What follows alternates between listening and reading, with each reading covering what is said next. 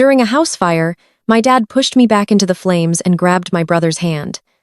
Mom coldly said, "We cannot risk losing our son," and left me to die in the fire. They had no idea I escaped. The ceiling beam collapsed in a shower of blinding sparks and thick black smoke. The intense heat blistered my skin as I reached out my small, trembling hand toward my father. I grabbed the sleeve of Desmond's expensive jacket, coughing violently and begging for help. Desmond turned and looked me dead in the eyes. His expression held no love and no mercy. He violently shoved me backward. I fell hard against the burning floorboards, gasping for air as the flames roared around me. He grabbed my older brother, Andre, by the collar and dragged him toward the only safe exit in the hallway. My mother, Yolanda, stood safely by the doorway, watching the fire lick the walls around my legs. "Leave her, Desmond," she yelled, her voice cutting clearly over the roaring inferno. "We cannot risk losing our son. Get Andre out of here right now." They turned their backs and ran. They did not hesitate. They did not look back. They left me burning alive on the bedroom floor to save their precious golden boy. 15 years later, the air conditioning inside the Atlanta Heritage Gala felt like ice against my skin, but my blood was boiling with anticipation. I adjusted the neckline of my custom crimson gown, ensuring the heavy silk draped perfectly to reveal just a hint of my collarbone. The grand ballroom of the city's most luxurious hotel glittered with massive crystal chandeliers and the most elite African-American families in the state. At the center of the room stood the main stage, displaying a massive gold banner that read, "Congratulations to the Vanguard family of the year, Desmond and Yolanda."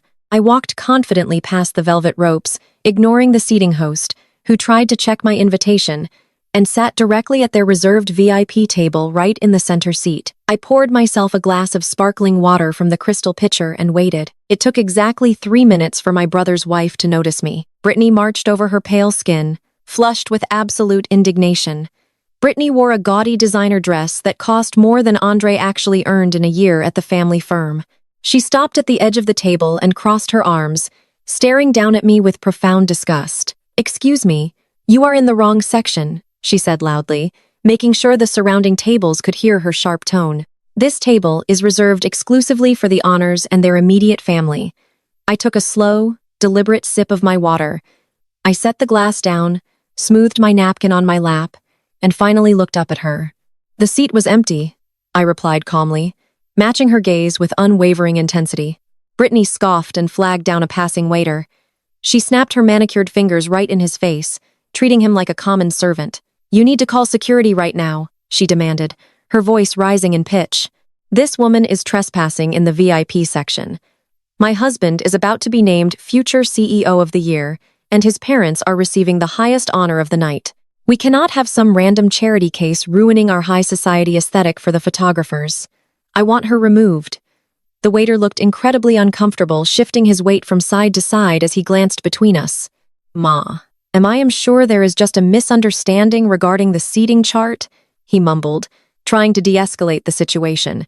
Brittany stepped closer to me, her voice dripping with the kind of arrogant white privilege she wielded like a weapon in these elite spaces. "There is absolutely no misunderstanding," she sneered, leaning over the table. "You people always try to sneak into spaces where you do not belong. Look at you trying to blend in with old money in that dress. Andre and I paid $50,000 for this table sponsorship out of our own pockets.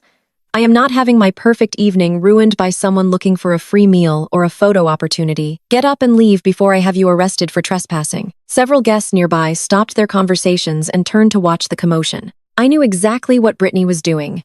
She loved using her status as the white wife of a wealthy black family to exercise power over black women she deemed beneath her station. She expected me to shrink down to apologize profusely or to cause an emotional scene that would validate her prejudice and give her a reason to play the ultimate victim. I did none of those things. I remained seated with perfect posture, unbothered by her performance. I picked up a heavy silver dinner fork and tapped it gently against my crystal water glass.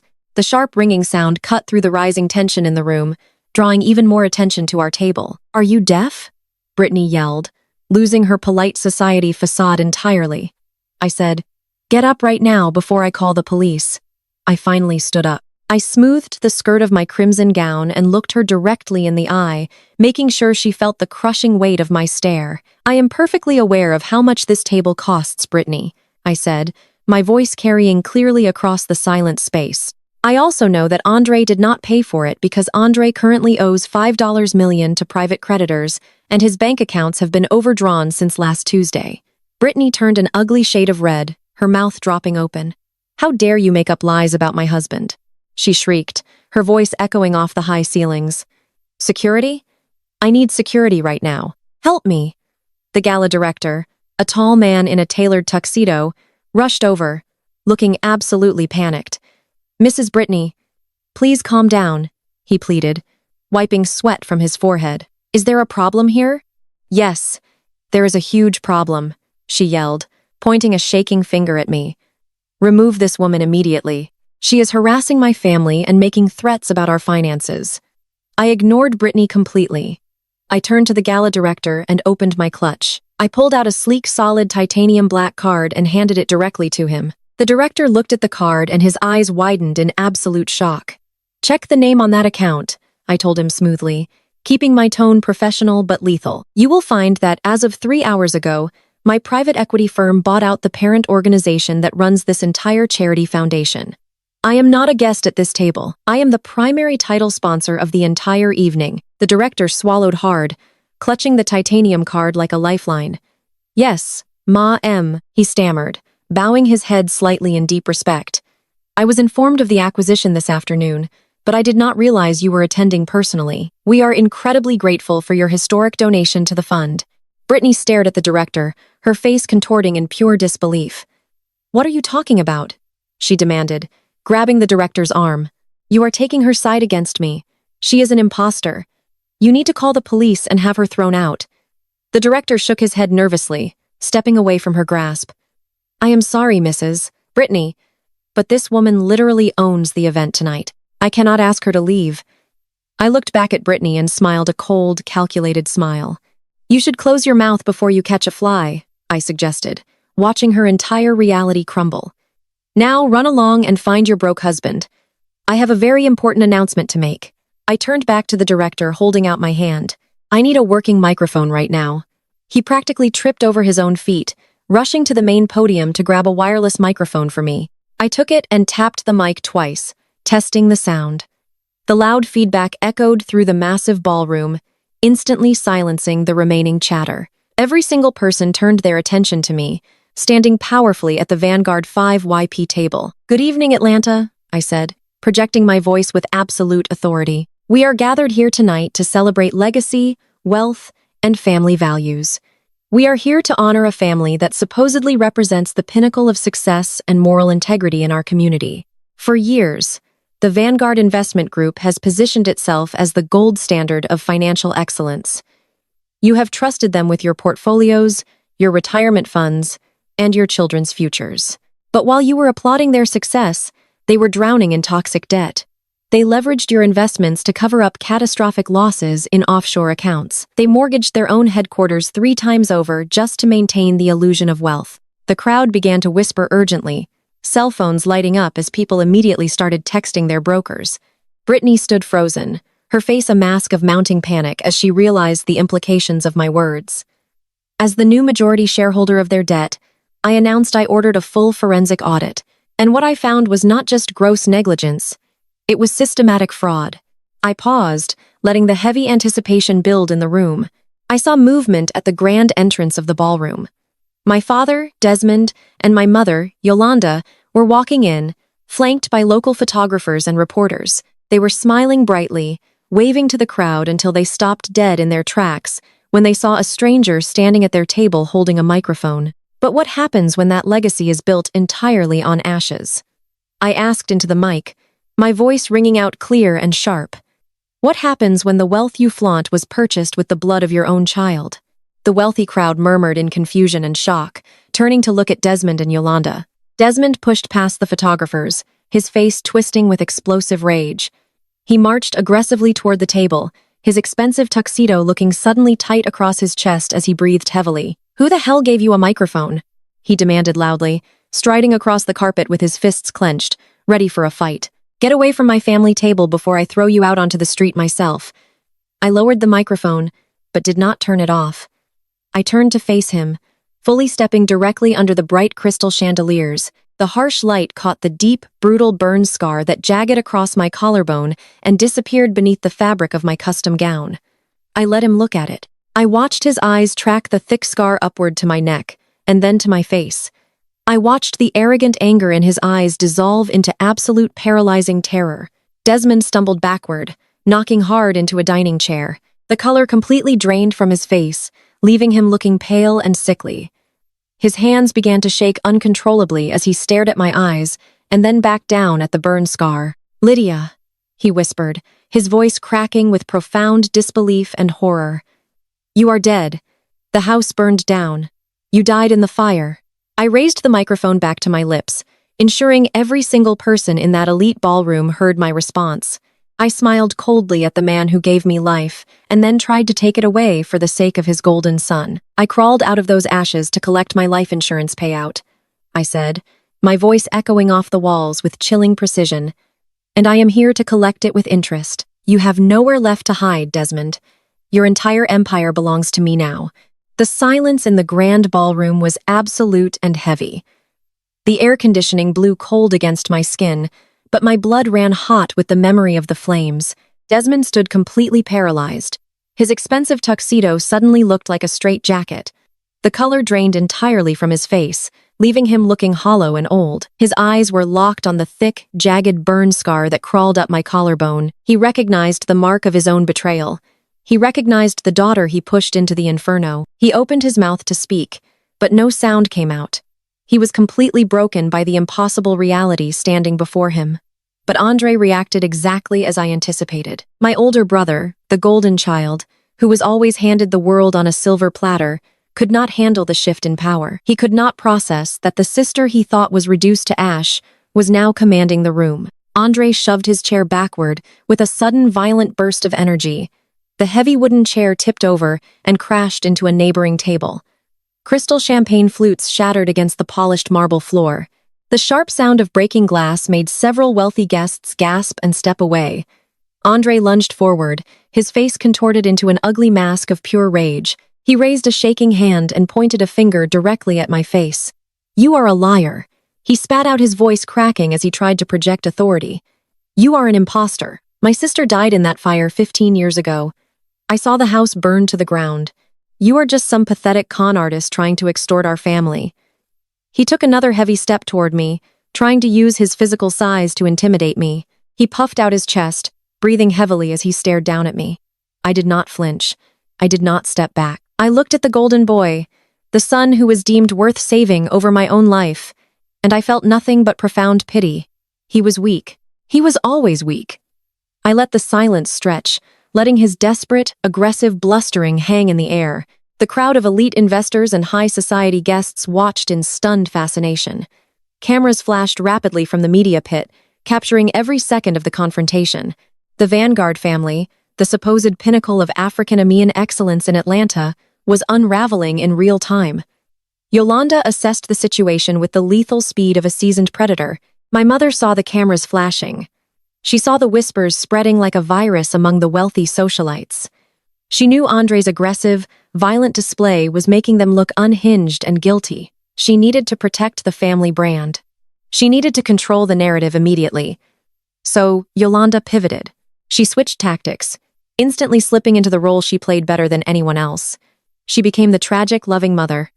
"Oh my God," Yolanda gasped, bringing both hands to her mouth in a perfectly choreographed display of shock. Tears welled in her eyes, perfectly timed and perfectly executed.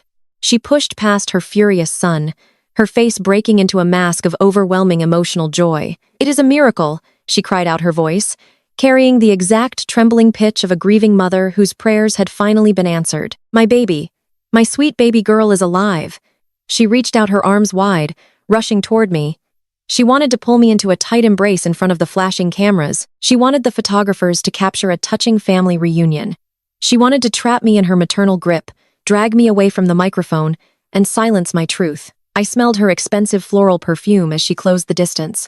The scent immediately brought back the smell of thick black smoke and burning wood. I stepped out of her grasp before her manicured hands could even brush the fabric of my crimson gown. I took one smooth, calculated step to the side, leaving her grasping at empty air. "Do not touch me, Yolanda," I said softly. The microphone caught every single syllable, broadcasting my cold rejection to the entire room. Yolanda stumbled forward, her arms falling uselessly to her sides. Her tearful smile froze into a tight, panicked grimace. "You left me burning on the floor," I reminded her, my voice devoid of any warmth. "You do not get to claim me now. You lost that right 15 years ago when you chose your son." I turned my attentions away from her fake tears and focused entirely back on Andre. The physical bravado he displayed just moments ago was beginning to crack. He was sweating now. A thin sheen of perspiration gathered on his forehead, reflecting the bright chandelier light. I reached into my designer clutch and pulled out a thick folded stack of legal documents. The heavy white paper felt solid and reassuring in my hands. "I did not come here tonight to crash your party," I said, locking eyes with my brother. "I did not come here to say hello. I came here to do business." I tossed the stack of documents onto the table right on top of their pristine white tablecloth. The papers fanned out, revealing signatures, bank logos, and the unmistakable black ink of legally binding contracts. "Let us talk about the Vanguard Investment Group," I announced, projecting my voice so every single investor and board member in the room could hear the absolute truth. "Let us talk about the future CEO of the year."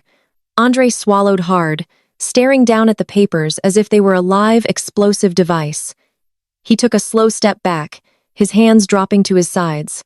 "You see, Andre has a gambling problem." I continued my words, striking him like physical blows.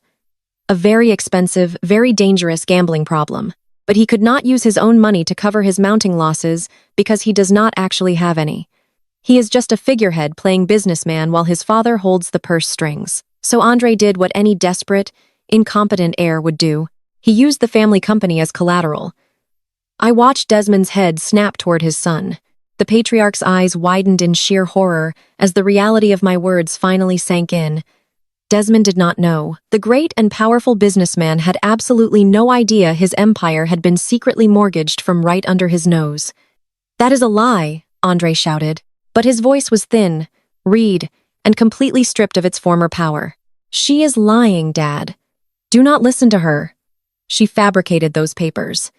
I stepped closer to the table, tapping a manicured nail against the top document. $5 million, I stated, clearly emphasizing the massive, devastating number. $5 million in high-interest toxic loans, secured directly against the Vanguard commercial real estate portfolio. He borrowed it from a shadow syndicate because no legitimate bank in the city would lend him another dime. He forged your signature, Desmond. He leveraged everything you spent your entire life building just to pay off a few bad bets at the tables. Desmond looked at the legal papers and then looked at his golden child, the boy he saved from the fire, the boy who was supposed to carry on his perfect legacy. Andre was shaking violently now, shaking his head and stepping away from his father's furious gaze. "Dad, I can explain," Andre pleaded, holding his hands up defensively. "It was a temporary setback. The market shifted unexpectedly. I was going to put the money back before you ever noticed. I swear I was going to fix it." Desmond looked like he was going to collapse. The facade of generational wealth he prized above his own daughter's life was crumbling into dust in front of the entire city. "And what happens when a shadow syndicate wants their money back?" I asked, drawing the room's attention back to me. "They do not send polite letters in the mail. They do not invite you to charity galas. They send enforcers. They seize assets. They destroy legacies. But luckily for you," I stepped in. I paused, letting the heavy weight of my next words settle over the ruined family. "My private equity firm bought the debt." I declared, my voice ringing with finality. "We tracked down the syndicate.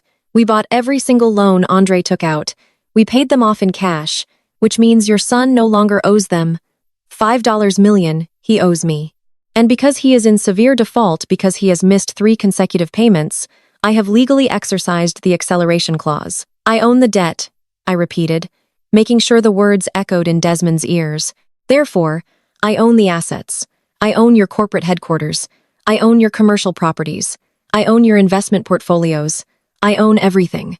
The silence in the ballroom was absolute and suffocating. The elite crowd stood paralyzed, witnessing the complete financial annihilation of the Vanguard family. I owned them. I held their entire carefully constructed legacy in the palm of my hand, and I was closing my fist tight. At the edge of the VIP table, Brittany stood completely marginalized and ignored. The white sister-in-law who had boldly tried to have me thrown out by security was now realizing that the vast fortune she married into was gone. She was losing her elevated status, her unearned wealth, and her power. She absolutely hated being ignored. She hated that I, an African-American woman she deemed inferior, was commanding the room and systematically destroying her perfect, affluent life. Her face twisted with a vicious, desperate realization. If she could not intimidate me with status, she would punish me with the law. She reached into her sequined evening purse and pulled out her smartphone. She did not hesitate for a single second. She dialed 911. As the emergency dispatcher answered the call, Brittany's entire demeanor changed in an instant. She weaponized her privilege with terrifying practice speed. The arrogant, aggressive sneer vanished from her face, replaced entirely by manufactured terror. She hunched her shoulders, backing away from me and holding the phone close to her trembling mouth. "Help me," she sobbed into the receiver, turning on the fake white tears effortlessly. Her voice shook thick with artificial panic and breathless fear. "Please, you have to send someone right now. We are at the Heritage Gala downtown. There is an aggressive black woman here. She is threatening my family. She has men waiting outside. She is demanding money, and she said she is going to hurt us. Please hurry. I am so scared for my life." She hung up the phone and looked directly at me, her tears vanishing as quickly as they had appeared. She smiled a vicious, triumphant smirk, thinking she had won, thinking her weaponized tears would erase my power and put me in my place. The sound of the sirens bleeding through the thick walls of the ballroom caused a new wave of panic to ripple through the wealthy attendees. People began pulling out their phones, murmuring anxiously as they realized this was no longer just a high society scandal, but an active police situation. Brittany stood taller, her posture radiating a sick sense of satisfaction. She believed she had just dealt the winning hand. She believed the police would storm in, put me in handcuffs, and restore the natural order of her privileged world. I looked at Brittany, and then down at the table where the legal documents rested, the undeniable proof of their ruin. Desmond was clutching the edge of the table, his knuckles white, his breathing shallow and rapid. He was a man who had sacrificed his own flesh and blood to build an empire, only to watch it be dismantled by the very child he discarded. Andre was weeping softly, a pathetic display from a man who had played king for far too long. He realized that no amount of his father's influence could save him from the financial and legal trap he had built for himself. Yolanda stood frozen, her dramatic performance completely derailed by the incoming police presence. She looked back and forth between the doors and me, her mind calculating the damage control required to survive the night. But there was no spin that could save them from the truth printed in black and white on the table. The Vanguard family had built their entire identity on a foundation of lies, theft, and betrayal. The fire that had burned my skin 15 years ago was nothing compared to the inferno I had just ignited under their lives. The wailing sirens grew deafeningly loud, signaling the arrival of the authorities. Blue and red lights flashed violently through the glass entrance doors of the hotel, casting eerie, shifting shadows across the ballroom walls. The gala director backed away nervously, signaling his staff to clear a path for the police. Brittany crossed her arms, waiting for my downfall, waiting for the system to protect her at my expense. I simply reached into my clutch once more, feeling the cold, smooth metal of the building's deed against my fingertips. I took a slow, deep breath, steadying my heart rate. Let them come. I was ready. The heavy double doors of the grand ballroom did not just open, they burst apart. The heavy brass handles slammed against the wall as 4 Atlanta police officers stormed into the room. Their hands rested instinctively on their heavy tactical belts, and the loud static of their shoulder radios cut right through the soft classical music playing from the string quartet in the corner. The entire room went dead silent. The wealthy elite of Atlanta, the politicians, the real estate mogul, the plastic surgeons, they all froze, watching the authorities march directly toward our VIP table. Brittany did not miss a single beat. The moment the officers were within earshot, she collapsed against Andre, burying her face against the lapel of his expensive tuxedo. She began to sob hysterically, her shoulders heaving with perfectly choreographed terror. She pointed a trembling, manicured finger directly at my face. "That is her. Brittany cried out, her voice pitched to the exact frequency of a terrified, helpless victim. She is the one. She threatened to kill us. She said she has a weapon in her bag, and she is going to destroy our entire family. Please, you have to get her away from us. It was a sickeningly flawless performance. I had seen her do this before years ago, when I was just a teenager observing her from the shadows of my father's house. She used this exact same weaponized fragility to get a black valet fired at the country club because he parked her car too far away.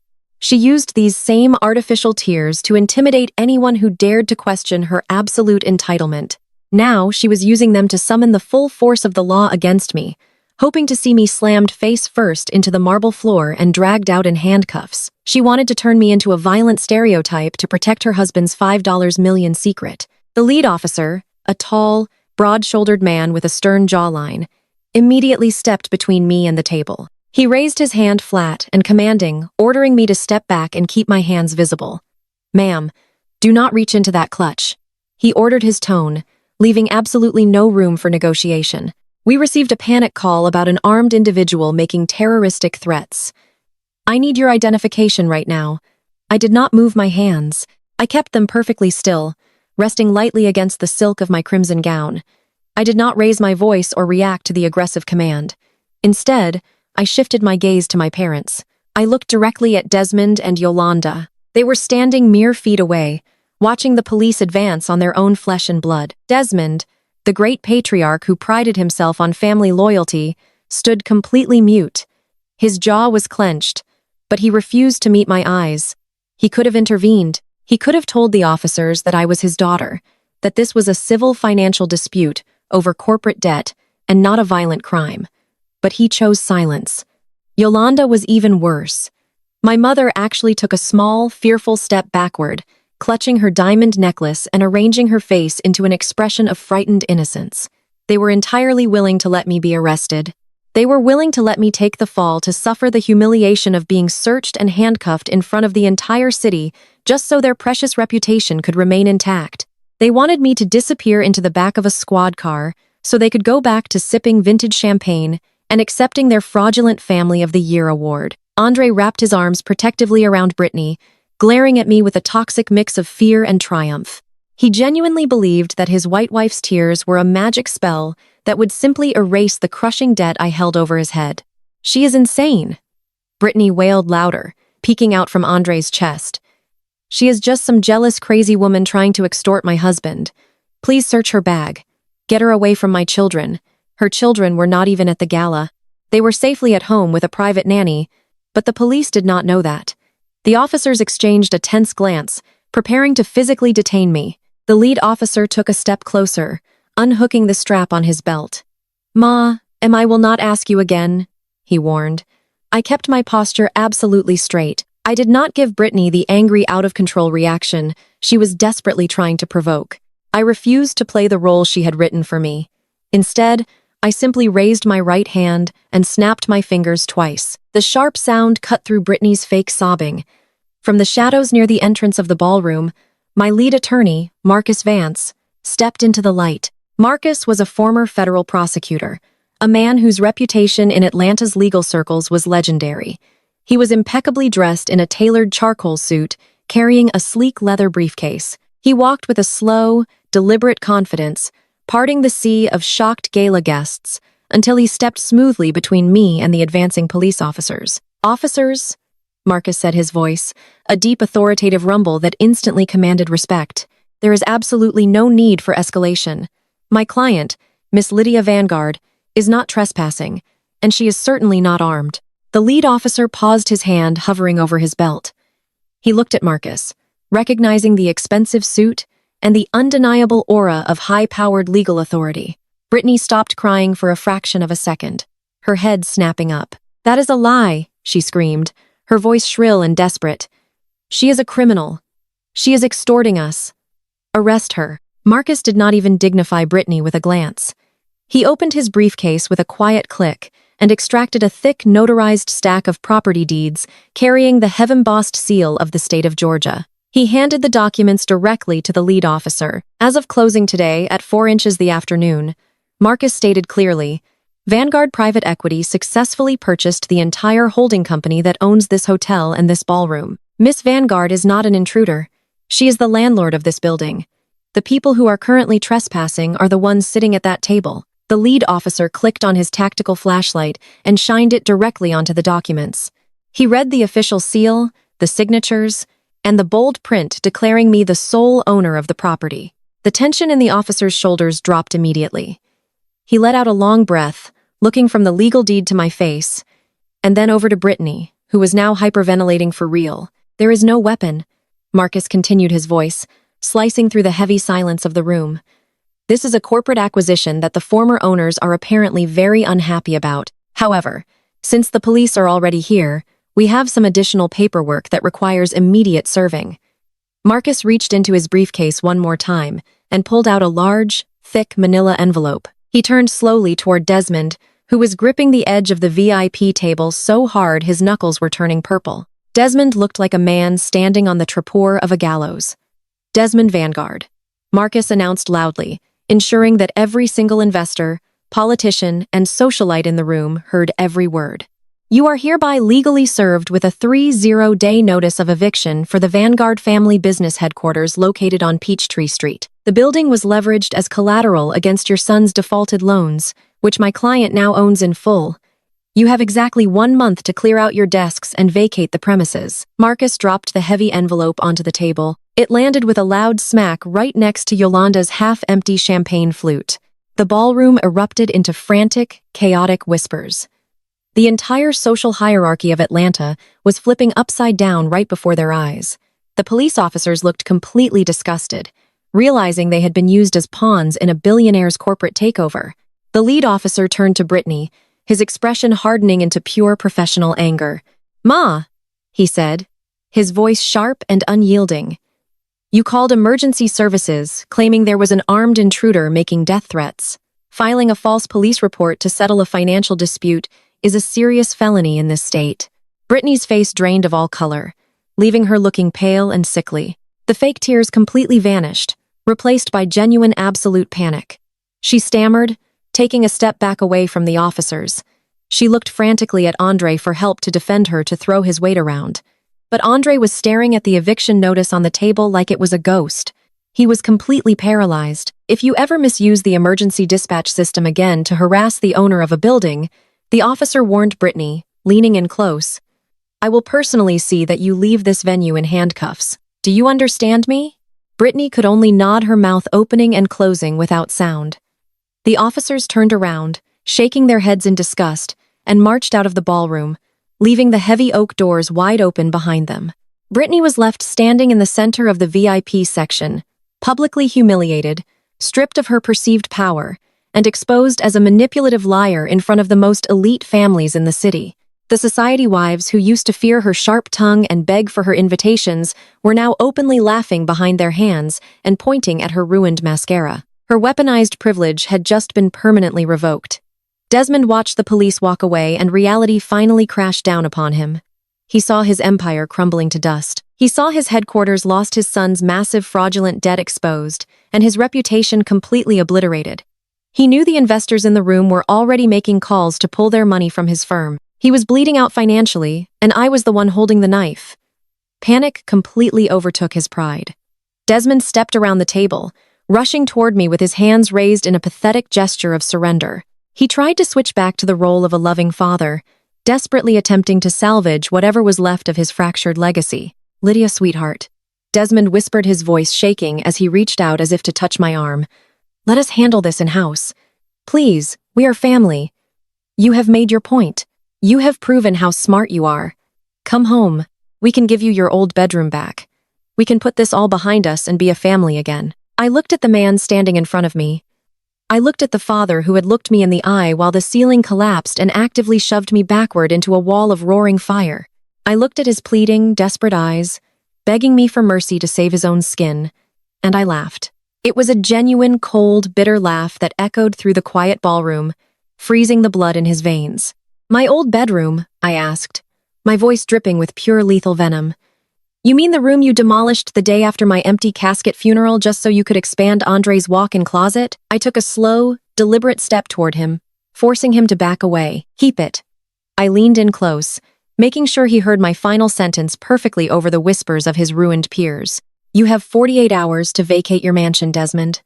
I bought that, too. The morning sun poured through the expansive glass windows of the Oakwood Estates Country Club, but the atmosphere inside the private executive boardroom was suffocatingly tense. The mahogany table stretched across the center of the room, surrounded by the most powerful and affluent African-American business leaders in Atlanta. These were men and women who controlled the political and financial landscape of the city. They were surgeons, federal judges, real estate tycoons, and generational wealth inheritors. Sitting at the very head of the table were Desmond and Lydia Vanguard. They had called this emergency meeting less than 12 hours after the disastrous events at the charity gala.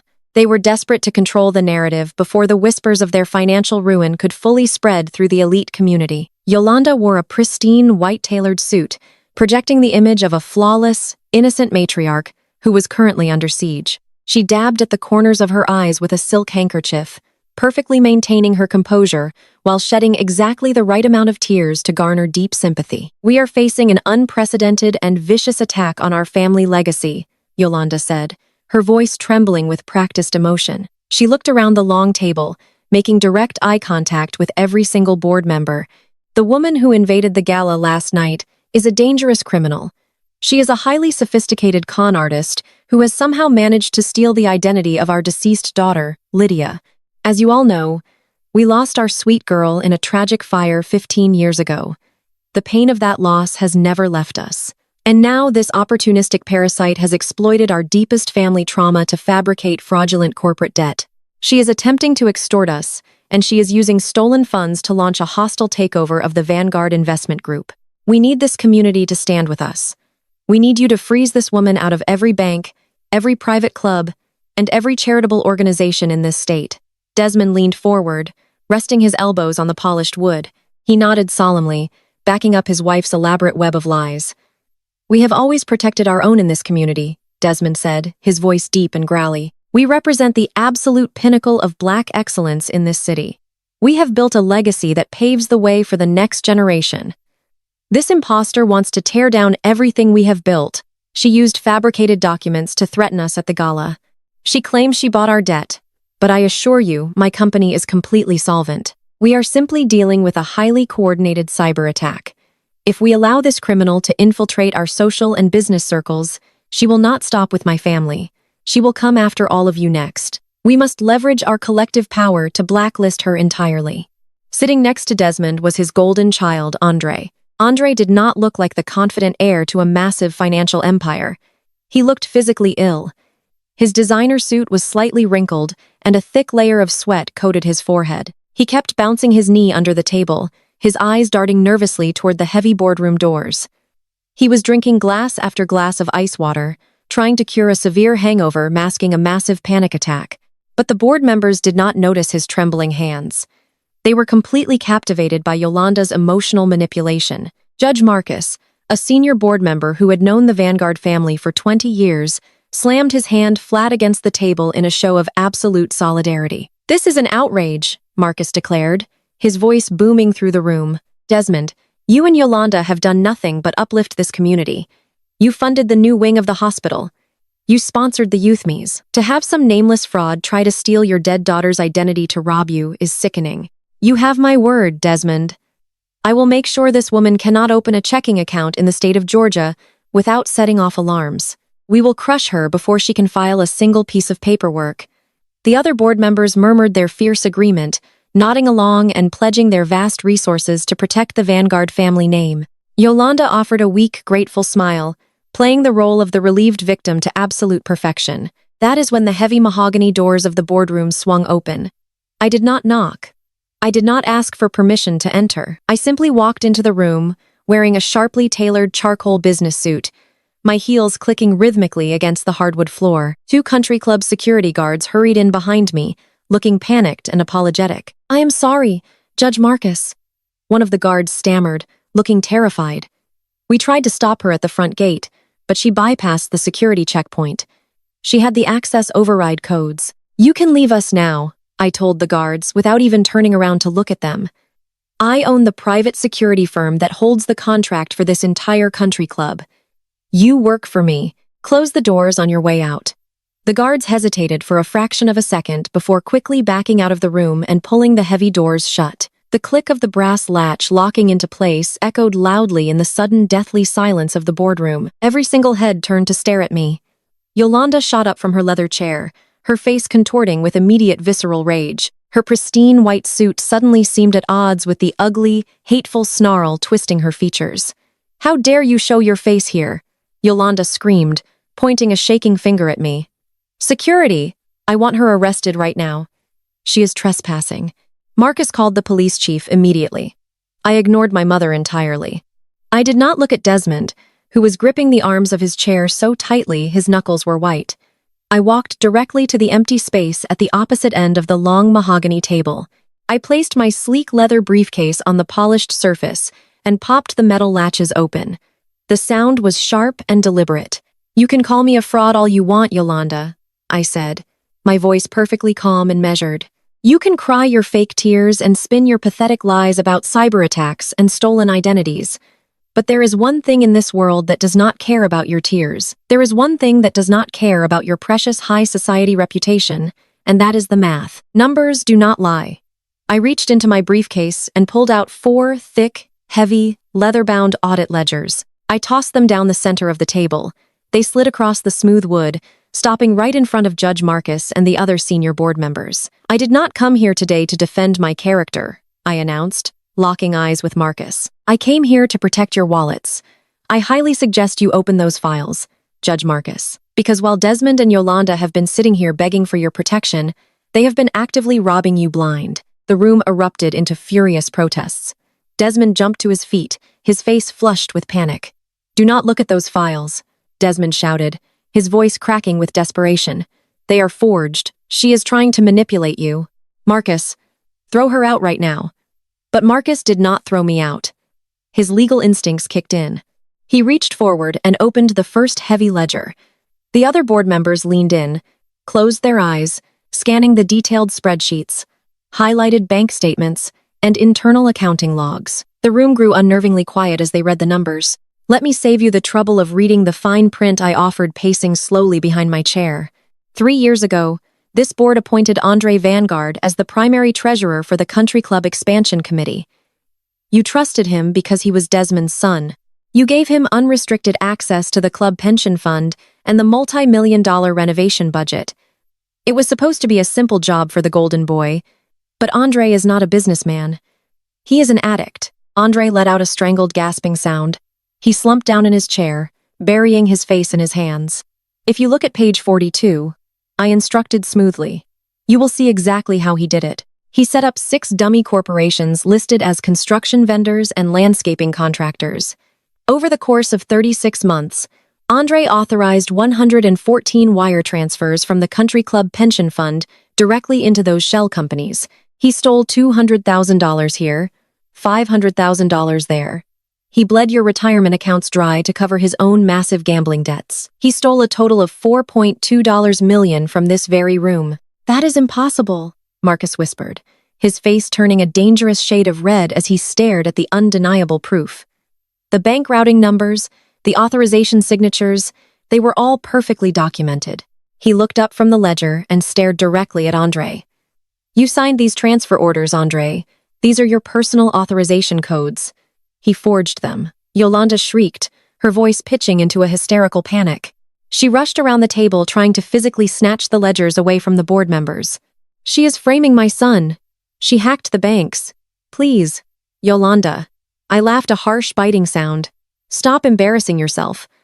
Look at the final page of the audit."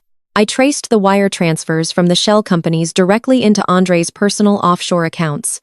The routing numbers match perfectly. I even included the security camera footage from the banks, showing Andre personally withdrawing the funds in cashier checks.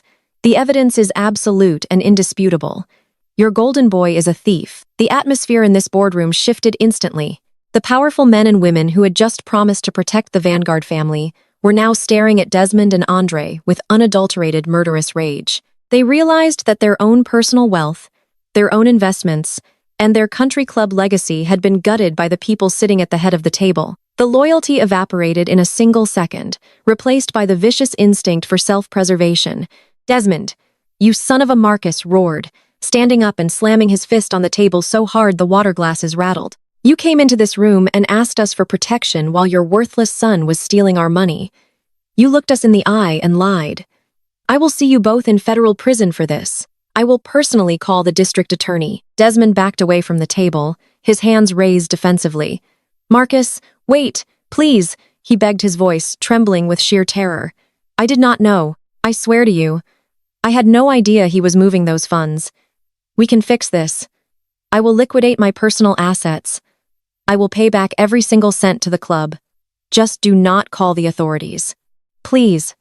Marcus, do not destroy my family." "You have no assets left to liquidate, Desmond," I reminded him coldly, shutting down his final desperate lie. "I bought your debt last night. I own your corporate headquarters. I own your mansion. You are completely bankrupt. You do not have a single dime left to repay the millions your son stole from these people. You are completely and utterly finished." The board members began shouting furious threats, demanding immediate police intervention and threatening brutal lawsuits. The room was a chaotic storm of anger and betrayal. The illusion of the Vanguard Empire was shattered into a million irreparable pieces. And right in the center of the storm, Andre finally broke. The pressure, the fear, and the overwhelming reality of his absolute ruin finally crushed him. Andre jumped up from his chair crashing to the floor behind him. He was sobbing wildly, tears and sweat streaming down his face as he frantically waved his hands in the air.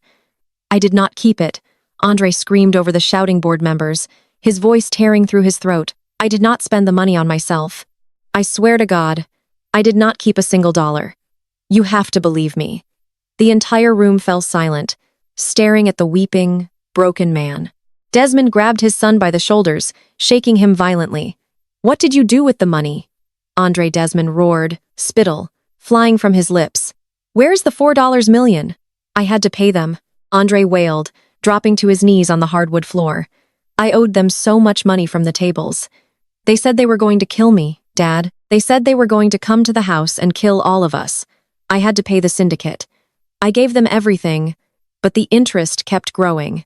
It was never enough. They kept demanding more." The heavy mahogany doors of the executive boardroom did not just open, they were violently kicked inward. The thick brass handles smashed against the expensive drywall, leaving deep fractured indentations in the walls. The furious shouting of the wealthy board members stopped in a single instant. Every single person in the room froze, completely paralyzed as four men stepped into the country club. These men were not wealthy investors or golf pros. They were dressed in sharp, immaculate, dark suits, but the way they moved spoke of brutal, practiced violence. They did not wear name tags or carry briefcases. The heavy, unnatural bulges beneath their tailored jackets made it explicitly clear that they were heavily armed. The air in the opulent room seemed to drop 10 degrees, freezing the blood of every billionaire present. The syndicate had not bothered to wait for a polite bank transfer. They had come to collect their massive debt in person, and they did not care who was in the way. The lead enforcer, a tall, terrifying man with a jagged scar cutting across his jawline, walked slowly past the terrified board members, his dark dead eyes locked directly onto Andre. Andre was still on his knees, weeping into his own trembling hands, utterly broken by the revelation of his embezzlement. "We are done waiting," the lead enforcer said, his voice a low, rough gravel that vibrated through the polished floorboards. "You owe us $3 million in overdue penalties, Andre. You missed the final extension at midnight. We are not here to discuss payment plans or listen to your pathetic excuses. We are here to collect our money, or we are here to collect you." Andre let out a loud, pathetic, whimpering sound, trying to crawl backward under the heavy wooden conference table to hide from his fate. Desmond watched the armed men approach his golden son, and pure animal panic took over his mind. The great patriarch, who had just been boasting about his legacy, was now sweating profusely. Desmond looked at the heavily armed enforcers, and then he looked at the board members who were actively backing away to protect themselves. Finally, Desmond turned his desperate, cowardly eyes toward me. I saw the exact moment his survival instinct overrode any shred of human decency he had left. I saw the exact same soulless look in his eyes that he had 15 years ago when the house was burning around us. He was going to sacrifice me all over again to save his precious boy. Desmond lunged forward, pointing a shaking, frantic finger directly at my face. "Take her," Desmond shouted, his voice cracking in a pathetic display of absolute cowardice. "Do not hurt my boy. That woman standing right there is my daughter. She is a billionaire. She just bought this entire building and our corporate headquarters. She has more money than anyone in this entire city. Take her instead. Hold her for ransom. Empty her massive bank accounts. She can pay Andre's debt 10 times over. Just please leave my son alone." The silence that followed his vile declaration was sickening. The wealthy board members stared at Desmond in absolute disgust. He was literally offering his own flesh and blood to violent criminals just to shield the son who had robbed the country club blind. Yolanda stood right beside her husband, nodding frantically, her hands clasped together in desperate agreement. "Yes," Yolanda pleaded, stepping behind Desmond to hide herself from the terrifying men. "She is the one with the liquid assets. Take her right now. She owes this family for everything we gave her. Take her money and spare my son." I stood at the end of the long mahogany table, watching the two people who brought me into this world actively try to sell my life to a shadow syndicate. They had not changed a single bit. They were the exact same monsters who left a little girl to burn to ashes on a bedroom floor so they could save their male heir. The betrayal did not hurt me anymore. It simply fueled the inferno of my final revenge. I did not scream. I did not flinch or try to run for the door or beg the country club board members for help. I stood perfectly still, adjusting the cuffs of my tailored charcoal suit. I looked down the length of the table at Desmond and Yolanda, who were practically shaking with anticipation, waiting for the armed men to grab me and drag me away. Then I shifted my cold gaze to the lead enforcer. He was standing just a few feet away from Andre, his hand resting casually inside his jacket where his weapon was holstered. I held the enforcer's stare. I did not blink. I simply gave him a single, slow, deliberate nod. The lead enforcer immediately stopped advancing toward the cowering golden boy. He pulled his empty hand out of his jacket and turned away from Andre entirely. He walked the length of the boardroom, his heavy boots thewing against the hardwood floor until he stood directly in front of me. The entire room held its breath, waiting for him to grab my arms or draw his weapon. Instead, the ruthless enforcer stopped, pressed his feet together, and bowed deeply at the waist. It was a gesture of absolute, total respect. "Good morning, Miss Vanguard," the enforcer said, his voice completely devoid of its former menace. "Your instructions have been followed perfectly. The perimeter of the country club is secured and the exits are locked. We are awaiting your final orders." Desmond's jaw dropped so hard it looked like it became unhinged. He stumbled backward, crashing heavily into his leather executive chair. Yolanda let out a strangled gasp, clutching her chest as if she was suffering a massive heart attack. The elite board members stared at me with wide, terrified eyes, finally realizing the true extent of the absolute power I wielded. "You see, Desmond," I said, my voice echoing cleanly across the massive, silent room. "I told you I bought your corporate debt, but I did not just stop at the legitimate banks. I am a very thorough investor. When I discovered your precious son owed $3 million in overdue penalties to an underground syndicate, I did not call the police. I contacted the heads of the organization directly. I bought out their highest-level debts. I injected massive capital into their legitimate front companies. I became their primary financial backer. These men do not work for the shadows anymore, Desmond. They work for me." I looked down at Andre, who was still trembling on the floor. His expensive suit ruined his face pale and slick with sheer terror. He looked up at me, and he finally understood that his life literally belonged to me. I owned his massive debt, I owned his entire family, and now I owned the very monsters he had been running from all these years. I reached into my sleek briefcase and pulled out a small high-definition recording device. I set it on the polished mahogany table, pointing the wide lens directly at my cowering brother. I tapped the digital screen, and a small red light blinked to life, indicating it was recording every single second of this pathetic display. "You have a choice to make, Andre," I said, walking slowly around the table until I was standing right above him.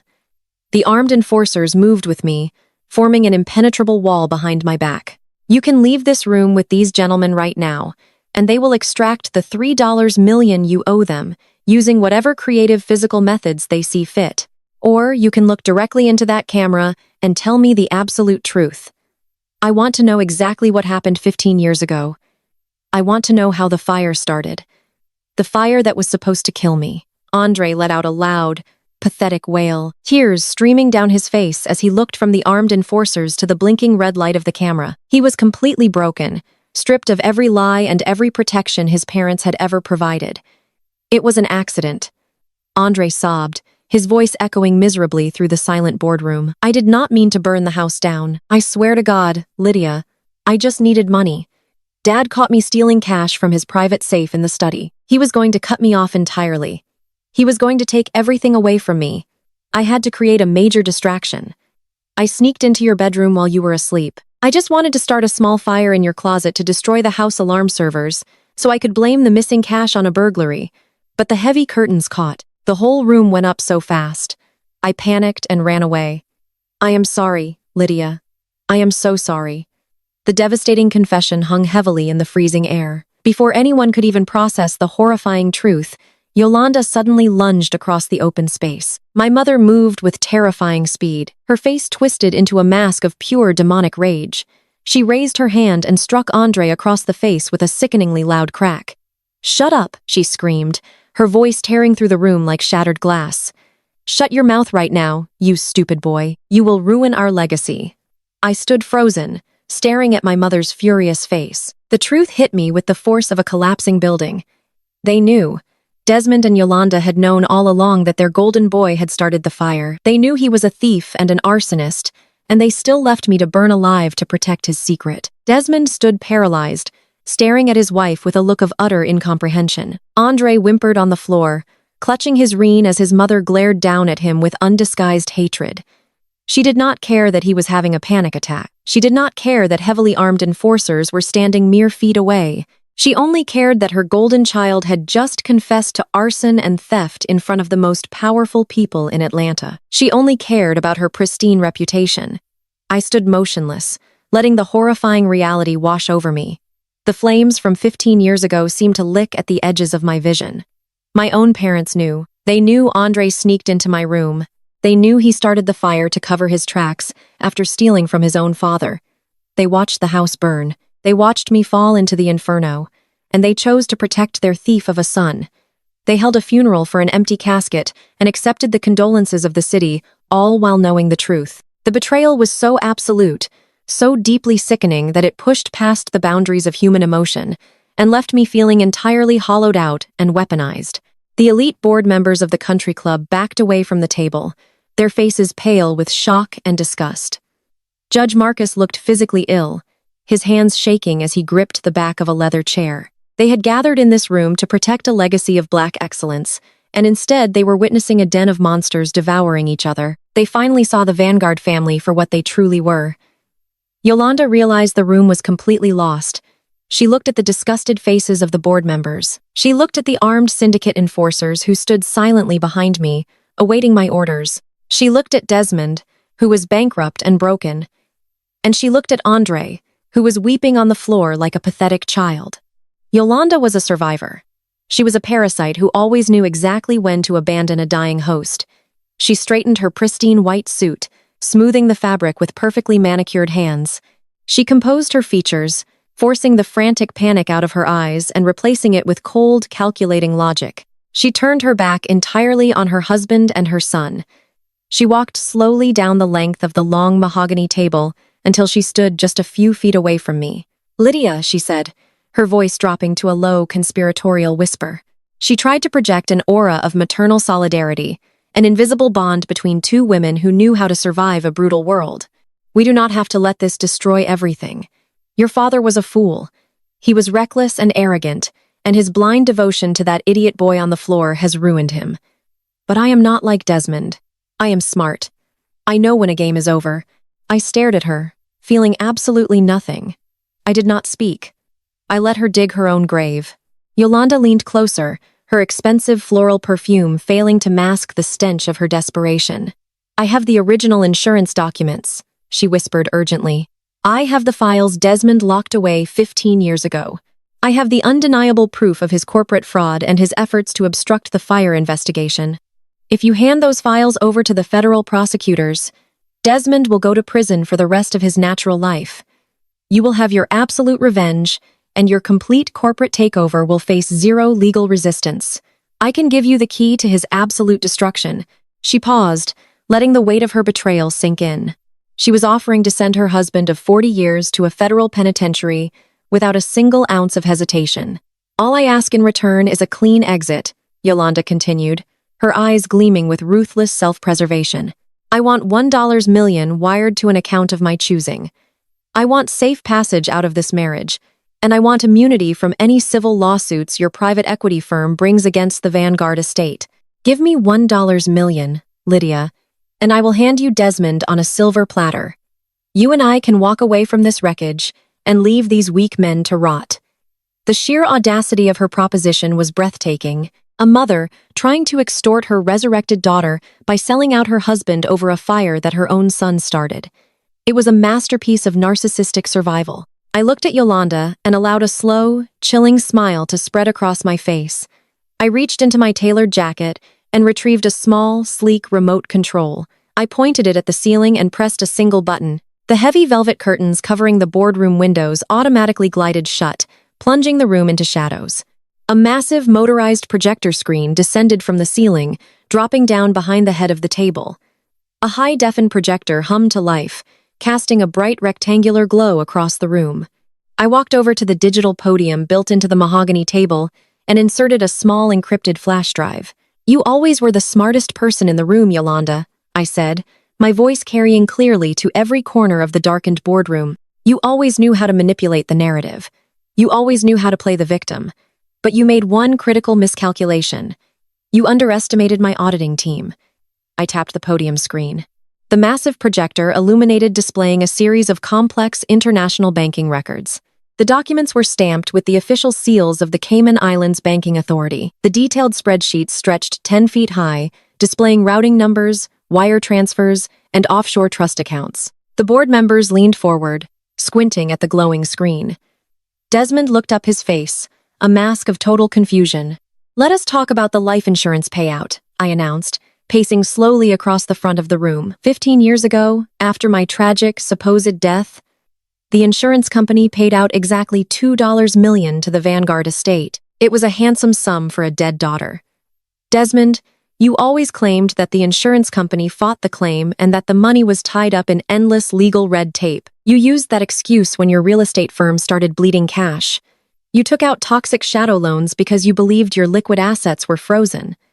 Desmond nodded slowly, his eyes fixed on the screen. He looked exhausted and defeated. "The lawyer said the payout was held up in probate." Desmond whispered, his voice hollow. "They said it would take years to release the funds. They did not say that," I corrected sharply. "Your lawyers released the $2 million exactly 60 days after my empty casket was lowered into the ground. The money was wired directly into a joint Vanguard holding account, but it did not stay there for long." I tapped the screen again, highlighting a specific sequence of wire transfers. 72 hours after the insurance money cleared, it was moved, explained, tracing the glowing numbers with a laser pointer. It was broken down into smaller, untraceable amounts and routed through a series of shell companies in Panama. From there, it was transferred into a private, highly secured trust account in the Cayman Islands, a trust account that was deliberately hidden from all domestic tax authorities and completely isolated from the Vanguard family business portfolio. I turned to look directly at Yolanda. Her face had turned the color of ash. Her perfectly manicured hands began to tremble. She took a step backward, shaking her head in silent, frantic denial. "That private offshore trust is registered under the name Yolanda Vance," I stated loudly, emphasizing her maiden name. "You intercepted the blood money, Yolanda. You took the $2 million paid out for your dead daughter, and you hid it. You sat back and watched your husband panic as his company starved for capital. You watched Desmond leverage his entire empire and borrow money from dangerous, violent criminals just to keep the lights on. You watched your family spiral into complete financial ruin, and you never said a word because you wanted a private safety net. You let Desmond take the fall for everything while you hoarded a fortune built on my ashes." The boardroom erupted in gasps of sheer disbelief. The level of sociopathic greed was almost impossible to process. Desmond slowly pushed himself up from his chair. He looked like a reanimated corpse. He turned his head and stared at his wife of 40 years, the woman he had built his life around, the woman he had protected. He realized in that agonizing moment that Yolanda had actively orchestrated his destruction. She had let him drown in debt and fear while sitting on millions of dollars. "You stole the money." Desmond choked out his voice, trembling with a rage so deep it seemed to shake his entire frame. "I borrowed from the syndicate to save this family. I put my life on the line to keep us afloat, and you had the money the whole time. You let me destroy myself." Yolanda backed away from her husband, holding her hands up defensively. "Desmond, please, you have to understand," she pleaded, her voice shrill and panicked. "You were making bad investments. You were throwing money at failing real estate projects. I had to protect my future. I had to make sure I was secure. You would have just lost that money too. I was trying to save us. You let our daughter burn and then you stole the money from her grave." Desmond roared, lunging toward her. Two armed syndicate enforcers immediately stepped forward, blocking Desmond's path and shoving him forcefully back into his chair. Desmond collapsed, weeping openly, covering his face, as his entire reality was ripped to shreds. He had lost his daughter, his company, his fortune, his freedom, and now he realized his marriage was nothing but a predatory financial arrangement. I turned off the projector, and the screen rolled back up into the ceiling. The heavy velvet curtains opened, allowing the morning sunlight to flood back into the ruined boardroom.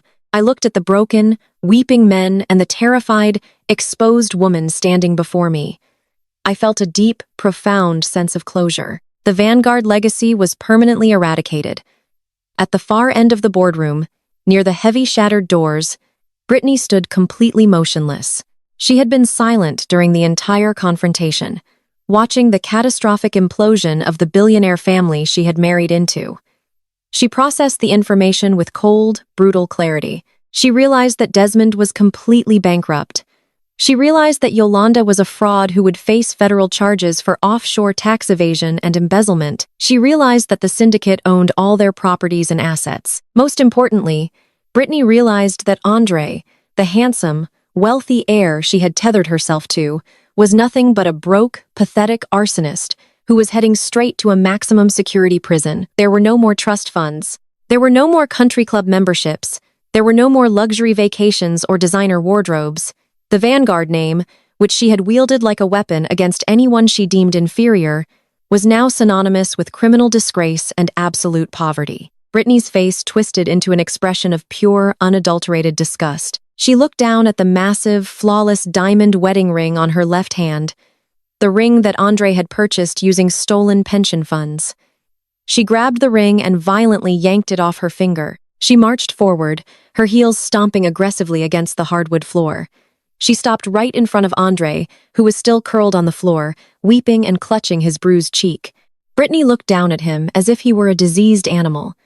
She threw the heavy diamond ring directly at his face. The diamond struck his forehead with a sharp crack before bouncing away across the polished floor. "You are pathetic," Brittany screamed, her voice echoing with vicious hatred. "You are absolutely disgusting. You lied to me, you weak, miserable coward. You made me believe I was marrying into a dynasty, and you are nothing but a thief." Andre looked up at her, his eyes red and swollen, reaching a trembling hand toward his wife. "Brittany, please do not leave me," he begged, his voice cracking. "I love you. I did it for us. I did it to give you the life you deserved. Do not touch me, you piece of garbage," Brittany shrieked, kicking his hand away. "You are ghetto trash.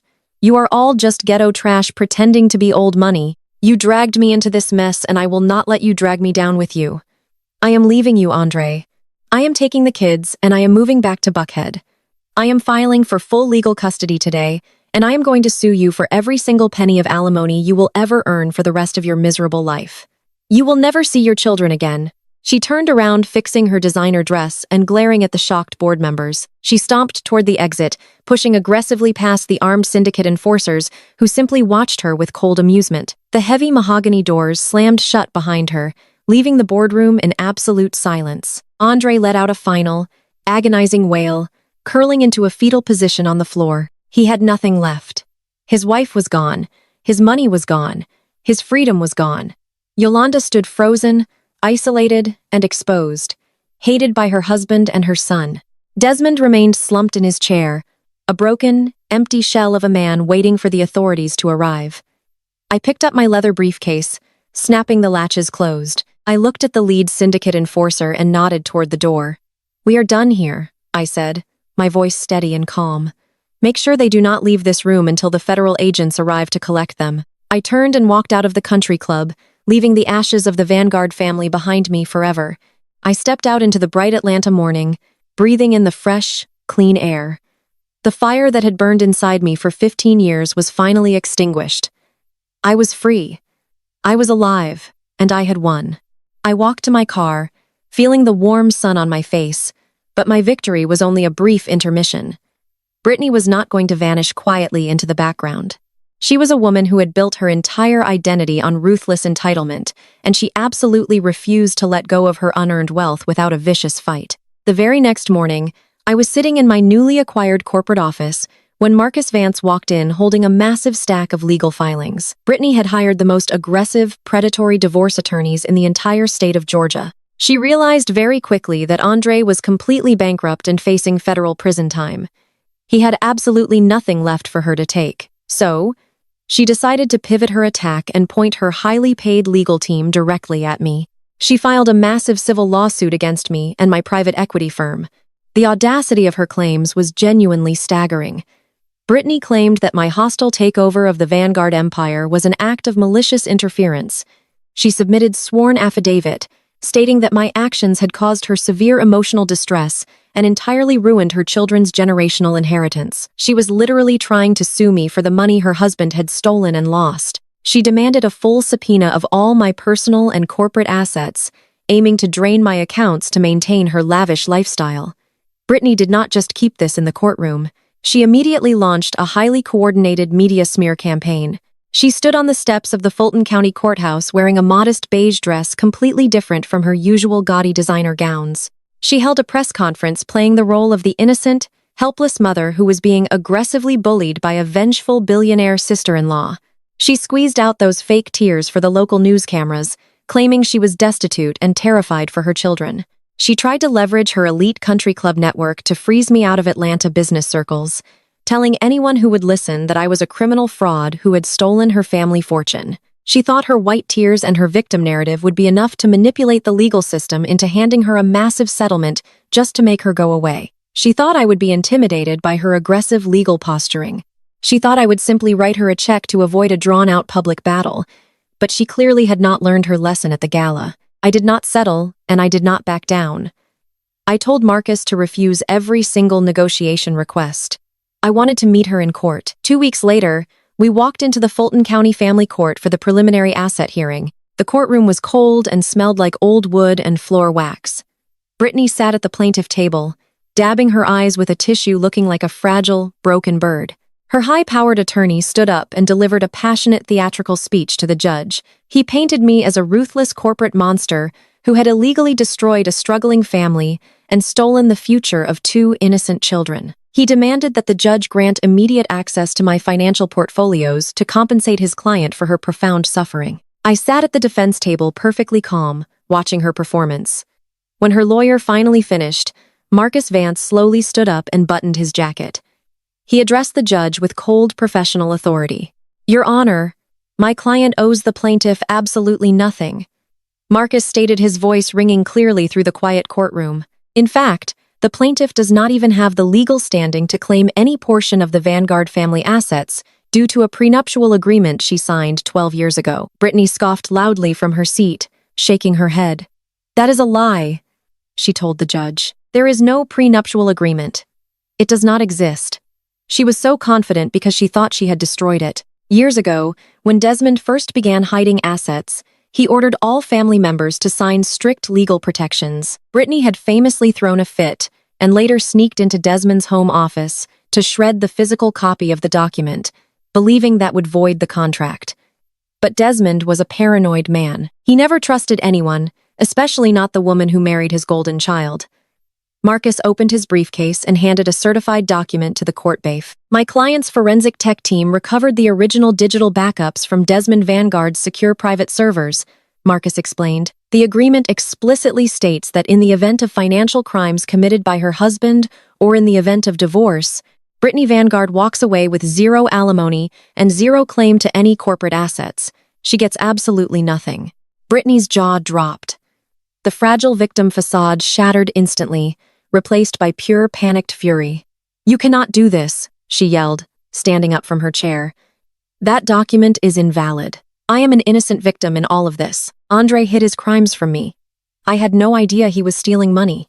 I am destitute because of him." I finally stood up from my chair. I looked directly at the judge, and then turned my gaze to Brittany.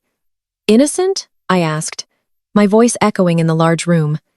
"You have never been innocent, Brittany. You just let other people do the dirty work while you reap the rewards."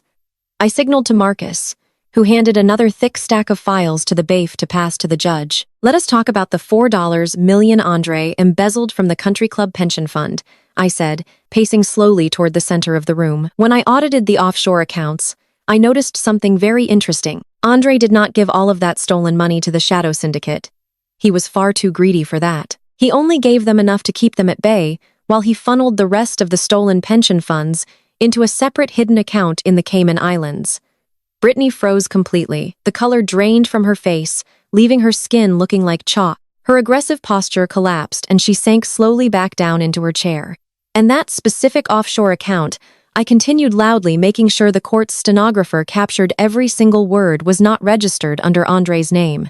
It was registered under your maiden name, Brittany.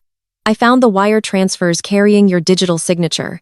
I found the real estate deeds. You used the stolen country club pension money to secretly purchase a luxury villa in the south of France and a high-rise penthouse in Dubai. You knew exactly what Andre was doing. You helped him launder the stolen cash so you could build your own secret real estate portfolio while the people at your country club lost their retirement funds." Her high-powered shark of an attorney stared at the documents the judge handed back to him. He read the offshore routing numbers and the property deeds. He realized in a matter of seconds that his client had completely lied to him and that she was actively involved in a massive federal wire fraud scheme. He literally took a step away from her at the table, creating physical distance between himself and a sinking ship.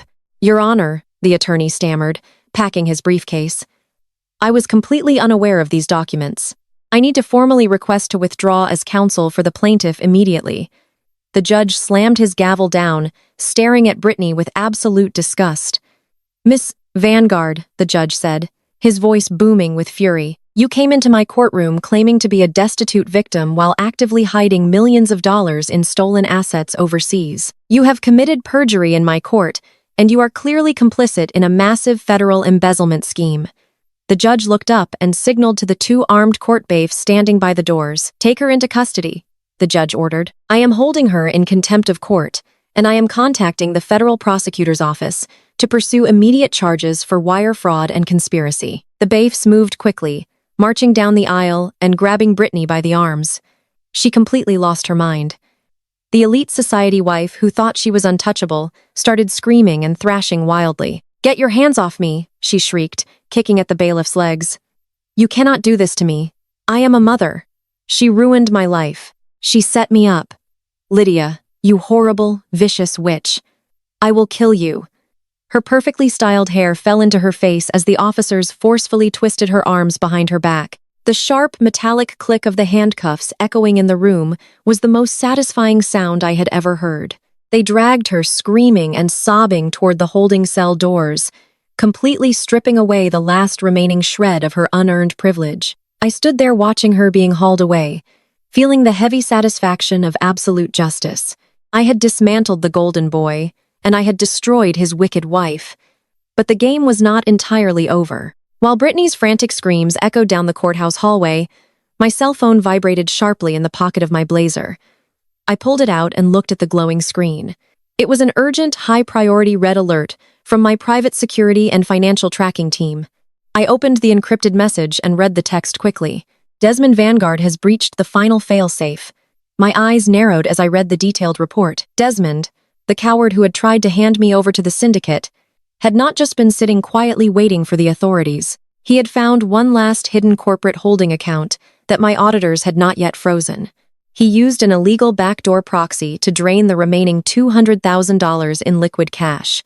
The alert confirmed he was currently speeding down Interstate 85 inches, a stolen rental car, heading directly toward Hartsfield-Jackson International Airport, carrying a highly sophisticated forged passport under an assumed name. Desmond was making a desperate run for the border. He was trying to escape the wreckage he created and vanish into the wind before the federal agents could put him behind bars. I slowly slipped the phone back into my pocket. A cold, dark smile touched the corners of my mouth. Marcus looked at me, noticing the shift in my demeanor. "Everything all right?" Marcus asked, packing up his briefcase. "Everything is perfect," I replied, turning toward the courtroom exit. "But we need to make a quick stop at the airport. My father is trying to take a flight, and I really need to see him off." The drive to the private airfield on the outskirts of Atlanta was a blur of gray highway and focused anticipation. I drove my black SUV past the rusted chain-link fences and the dilapidated hangars that lined the forgotten airstrip. Desmond always thought he was smarter than everyone else, choosing an obscure private charter tarmac instead of a major commercial hub. He thought he could slip away like a ghost in the wind, taking his remaining stolen cash and starting over somewhere untouchable. I floored the accelerator as the runway came into view. The tires screeched against the cracked asphalt as I swerved violently onto the landing strip. Right there in the distance, the silver engines of a sleek Gulfstream jet were already whining, preparing for takeoff. Desmond was power walking across the tarmac, dragging a heavy leather duffel bag, his shoulders hunched against the morning wind. He was wearing a cheap trench coat and a baseball cap pulled low over his face. A pathetic disguise for a man who used to demand the spotlight wherever he went. I slammed the brakes, sending the SUV skidding in a sharp sideways arc until it came to a complete halt directly in front of the nose of the jet, blocking the runway entirely. The jet engines winded down into a low grumble. I stepped out of the vehicle, the wind whipping my hair across my face. Desmond froze, dropping his heavy duffel bag onto the tarmac. His eyes widened in absolute horror as he recognized me. He looked around wildly, searching for a way around my vehicle, but there was nowhere to run. I walked slowly toward him, the heels of my shoes clicking sharply against the pavement. He looked so small now, so incredibly fragile and pathetic. This was the great Desmond Vanguard, the untouchable patriarch of Atlanta, reduced to a sweating, terrified fugitive trying to scurry onto a plane with a fake passport. "Lydia," he stammered, his voice shaking as he took a step backward. "What are you doing here? You have everything. You took it all. Just let me go." I stopped a few feet away from him, crossing my arms over my chest. I wanted to look him in the eyes before he disappeared. I told him, my voice cold and flat. I wanted to see the exact moment the great architect of my misery finally realized his foundation had completely collapsed. Desmond's face contorted. He knew he was trapped, so he resorted to the only weapon he had left. He tried to gaslight me. He stood up a little straighter, trying to summon the old patriarchal authority that used to make me cower as a child. He tried to reframe his unspeakable betrayal into a twisted narrative of parental love. "You think you understand what happened 15 years ago, Lydia?" he said, his voice taking on a sick tone of dark affection. "You think I am a monster for leaving you in that burning house. But you do not see the bigger picture. You never did. I saw Andre panic. I saw what he did when he started that fire. But Andre was weak. He was always weak and pathetic and fragile. He needed me to survive. You did not." I stared at him, letting the sheer insanity of his words wash over me. He was actually trying to justify leaving me to burn alive. "I left you in that fire because I knew you were strong enough to survive it," Desmond said, stepping closer, trying to look deeply into my eyes, hoping I would somehow believe this deranged fantasy. "You were the strong one, Lydia. You had the fire inside you. I knew if anyone could walk out of those flames and build something incredible, it was you. I sacrificed you because you were the only one who could take it. Look at you now. Look at the massive empire you built. You would never have become this powerful if I had not forged you in that fire. I made you into a god, Lydia. You should be thanking me for what I did." I did not scream. I did not strike him, even though the urge to rip his throat out was a physical pressure in my chest. I just stared at the pathetic, delusional man standing on the tarmac trying to spin his cowardly attempted murder into some sort of twisted fatherly blessing. "You really believe your own lies, Desmond?" I said, my voice dropping to a dangerous whisper. "You really believe you are some kind of mastermind architect of my destiny? Let me make something absolutely clear to you right now. You did not forge me. You did not make me strong. You just threw me away because I was inconvenient. I built myself in spite of you. While you were busy covering up Andre's crimes and funneling stolen money into offshore accounts to maintain your pathetic country club facade, I was in the dirt. I was working 3 jobs. I was teaching myself high-level corporate finance while sleeping in my car. I was tracking every single one of your shell companies, analyzing your vulnerabilities, and slowly, systematically buying up every single debt you accrued. Desmond shook his head, his eyes darting toward the jet door. I have to go, Lydia, he muttered, reaching down to grab the handle of his duffel bag. You won. I admit it. Now move your car so I can leave. I did not move. I just smiled. You built a house of cards, Desmond, I told him, stepping closer, so he could not escape my gaze. You borrowed from shadow syndicates, because legitimate banks stopped trusting you. You let Yolanda hoard your insurance payouts because you were too weak to control your own wife. You let Andre bleed the pension fund dry because you were too arrogant to audit your own son. You let Brittany spend stolen money on overseas real estate because you were entirely blind to the rot inside your own home. You did not create a dynasty. You created a graveyard and you dragged yourself into the dirt. I did not come here today to stop you from flying away, Desmond. His hand froze on the duffel bag handle. He looked up at me, confusion mixing with his terror. What do you mean? He asked, his voice barely a squeak. I reached into my pocket and pulled out my smartphone. I tapped the screen and held it up so he could clearly see the digital document displayed. It was the flight manifest for the private charter. I scrolled down past the pilot assignments and the passenger list until I reached the ownership registration of the charter company itself, Vanguard Aviation Holding Company, a subsidiary of my primary investment firm. I did not come to stop you from flying, Desmond. I repeated, my voice ringing with absolute finality. I came to watch you fall. I own this airstrip. I own this jet. I own the charter company that you booked your pathetic escape flight with. You used a fake passport and a proxy buyer, but my security algorithms flagged your booking the second you submitted the payment. You walked right into my trap. I have owned this entire facility for over a month, just waiting for the day you would try to run. Desmond stared at the screen, his face turning the color of wet ash. He looked from the phone to the jet and then back to me. His breath was coming in short, frantic gasps as he realized there was no escape. Every single exit was sealed, and I held the keys. The door of the Gulfstream jet suddenly opened with a loud mechanical hiss. The metal stairs folded down onto the tarmac. Desmond turned toward the plane, hoping for a final, desperate chance at salvation. But it was not a flight attendant stepping out of the cabin. It was the pilot.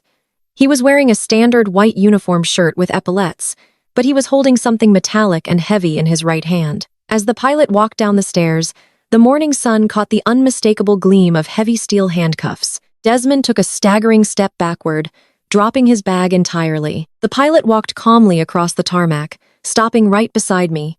He did not say a word. He just stood there, tapping the handcuffs against his palm, staring at Desmond with complete contempt. Before Desmond could even turn around to run, the wail of sirens shattered the morning quiet.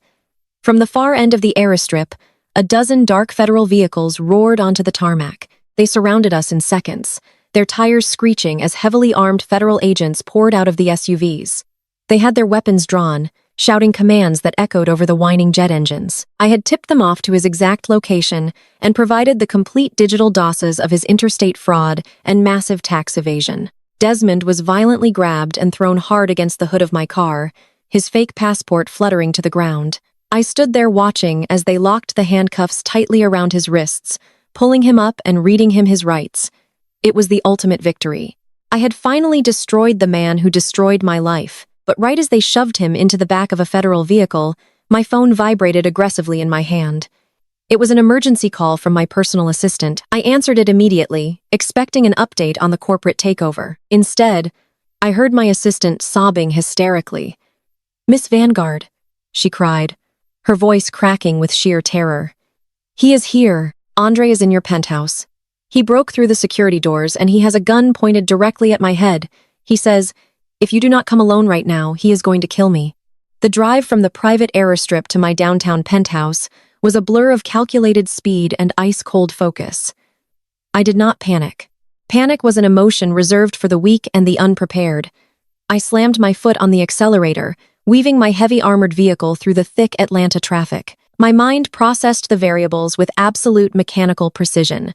Andre was cornered. He had watched his entire fraudulent empire collapse in a single morning. His wife had abandoned him.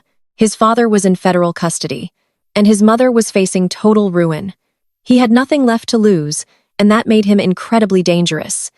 but he was also a coward and an addict. I pulled into the underground parking garage of my residential skyscraper, the tires squealing against the polished concrete. I bypassed the main security desk, swiping my biometric access card to enter the private elevator reserved exclusively for my top-floor penthouse. The high-speed elevator shot upward, the digital floor numbers flashing rapidly on the display panel. I adjusted my suit jacket and took a slow, deep breath. I knew exactly what kind of monster was waiting for me. I knew exactly how to break him. When the metallic doors finally slid open, I stepped directly into the foyer of my own home. The scene before me was a masterpiece of pathetic desperation. The immaculate modern living space had been completely ransacked. Expensive glass vases were shattered across the hardwood floor, and velvet cushions were thrown everywhere. The pristine environment I had built was desecrated by the filthy hands of a desperate addict. Standing in the center of the wreckage was Andre. He looked absolutely deranged. His designer clothes were torn and stained with sweat. His eyes were wide and bloodshot, the pupils blown out from whatever heavy narcotics he had ingested to fuel this final act of sheer madness. He was shaking violently, but his right hand was gripping a heavy black pistol. The barrel of the weapon was pressed hard against the temple of my personal assistant. She was kneeling on the floor, sobbing quietly, her hands raised in the air, completely paralyzed by terror. Andre jerked his head toward me as I stepped out of the elevator. He tightened his grip on the gun and let out a harsh, jagged laugh that sounded like tearing metal. "You really thought you won, Lydia?" he shouted, his voice cracking with manic hysteria. "You thought you could just walk in here and take my life away. You destroyed everything. I had the perfect life. I was the heir to the Vanguard Empire. Everyone loved me. Everyone respected me. You were supposed to be dead. You were supposed to stay dead and let me have what was rightfully mine." He was sweating so profusely that drops were falling from his chin onto my assistant's shoulder. He waved his free hand, wildly, gesturing to the ruined penthouse. "You ruined my marriage, Lydia. Brittany left me. My father is gone. The syndicate is going to torture me until I die. It is all your fault. Every single piece of this is your fault. But I am not going down alone. You are going to fix this right now." He reached into his torn pocket and threw a crumpled piece of paper onto the floor. It landed a few feet away from my shoes. "That is a secure crypto wallet routing number," Andre sneered, his eyes darting frantically around the room.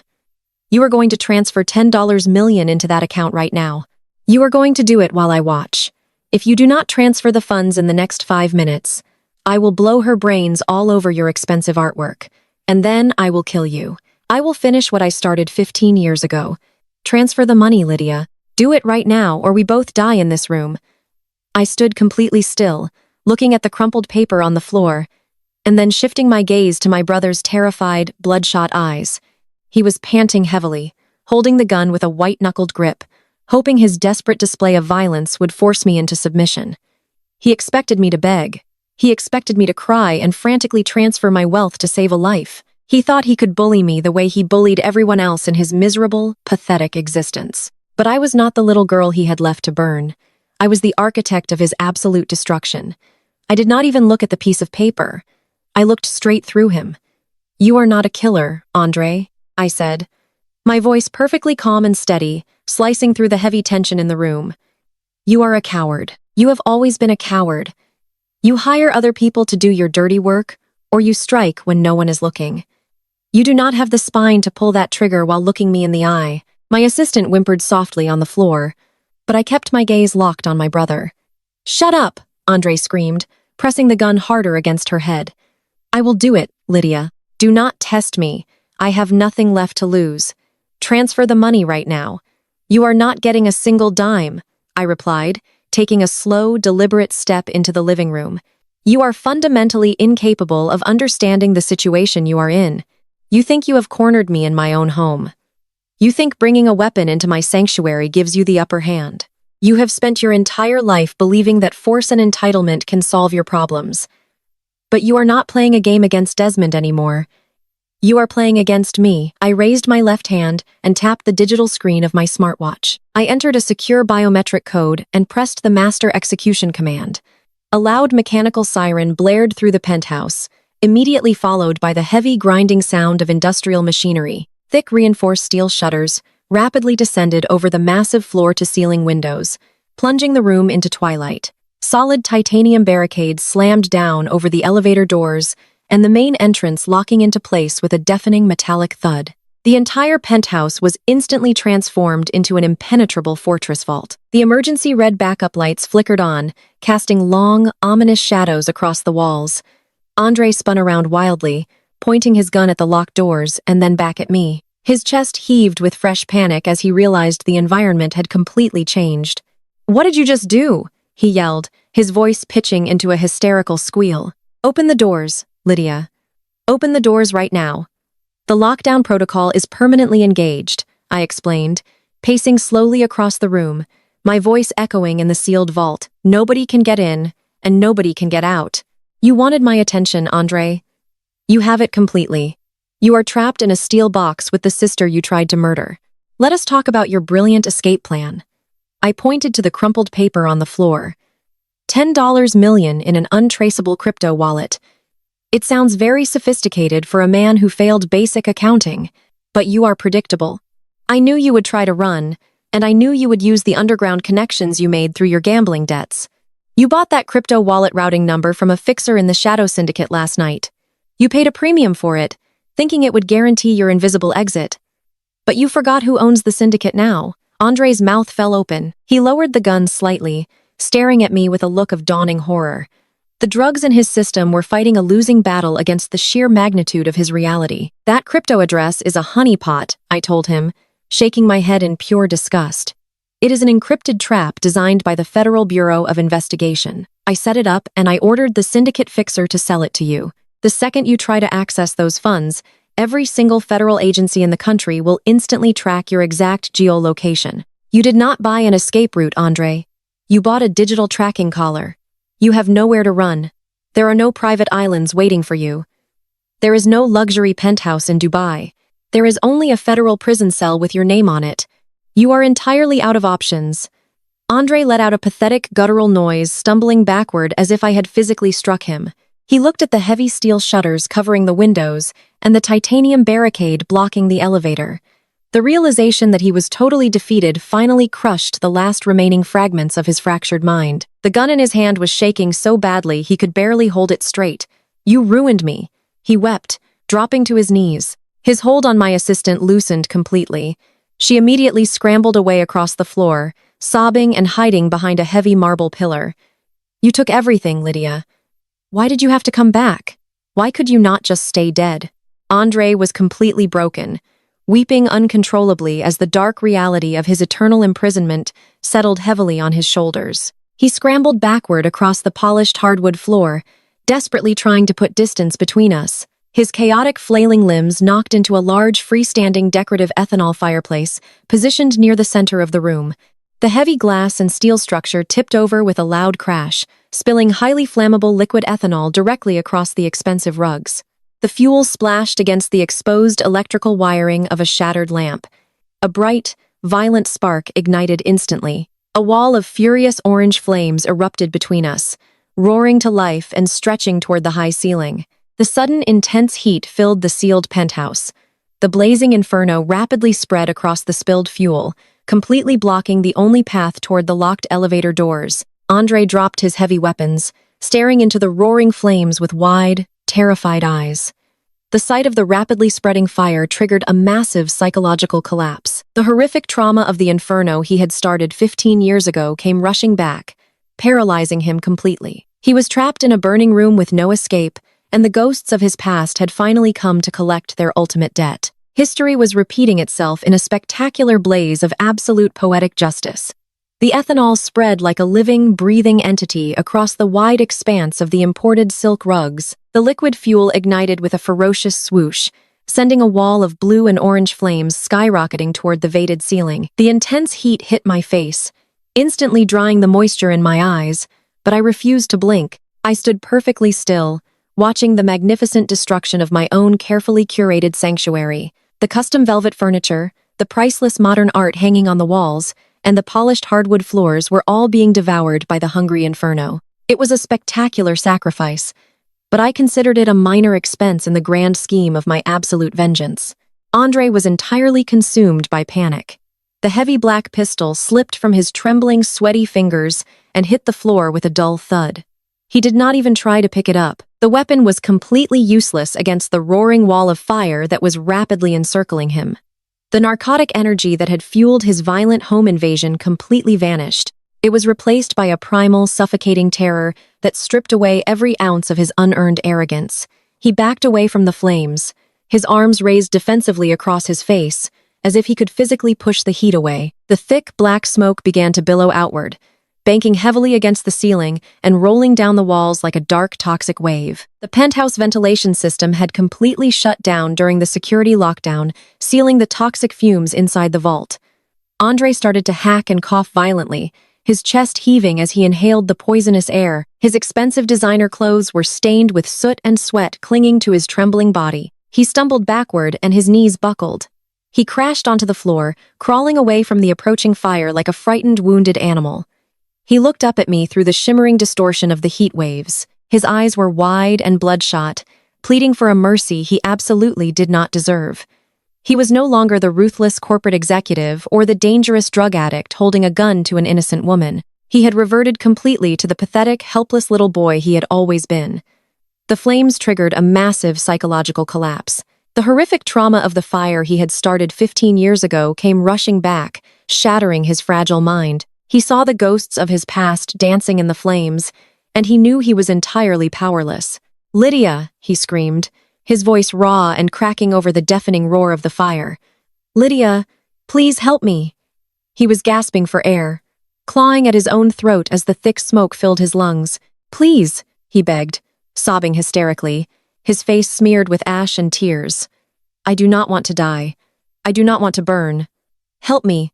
Lydia, you have to help me. I am your brother."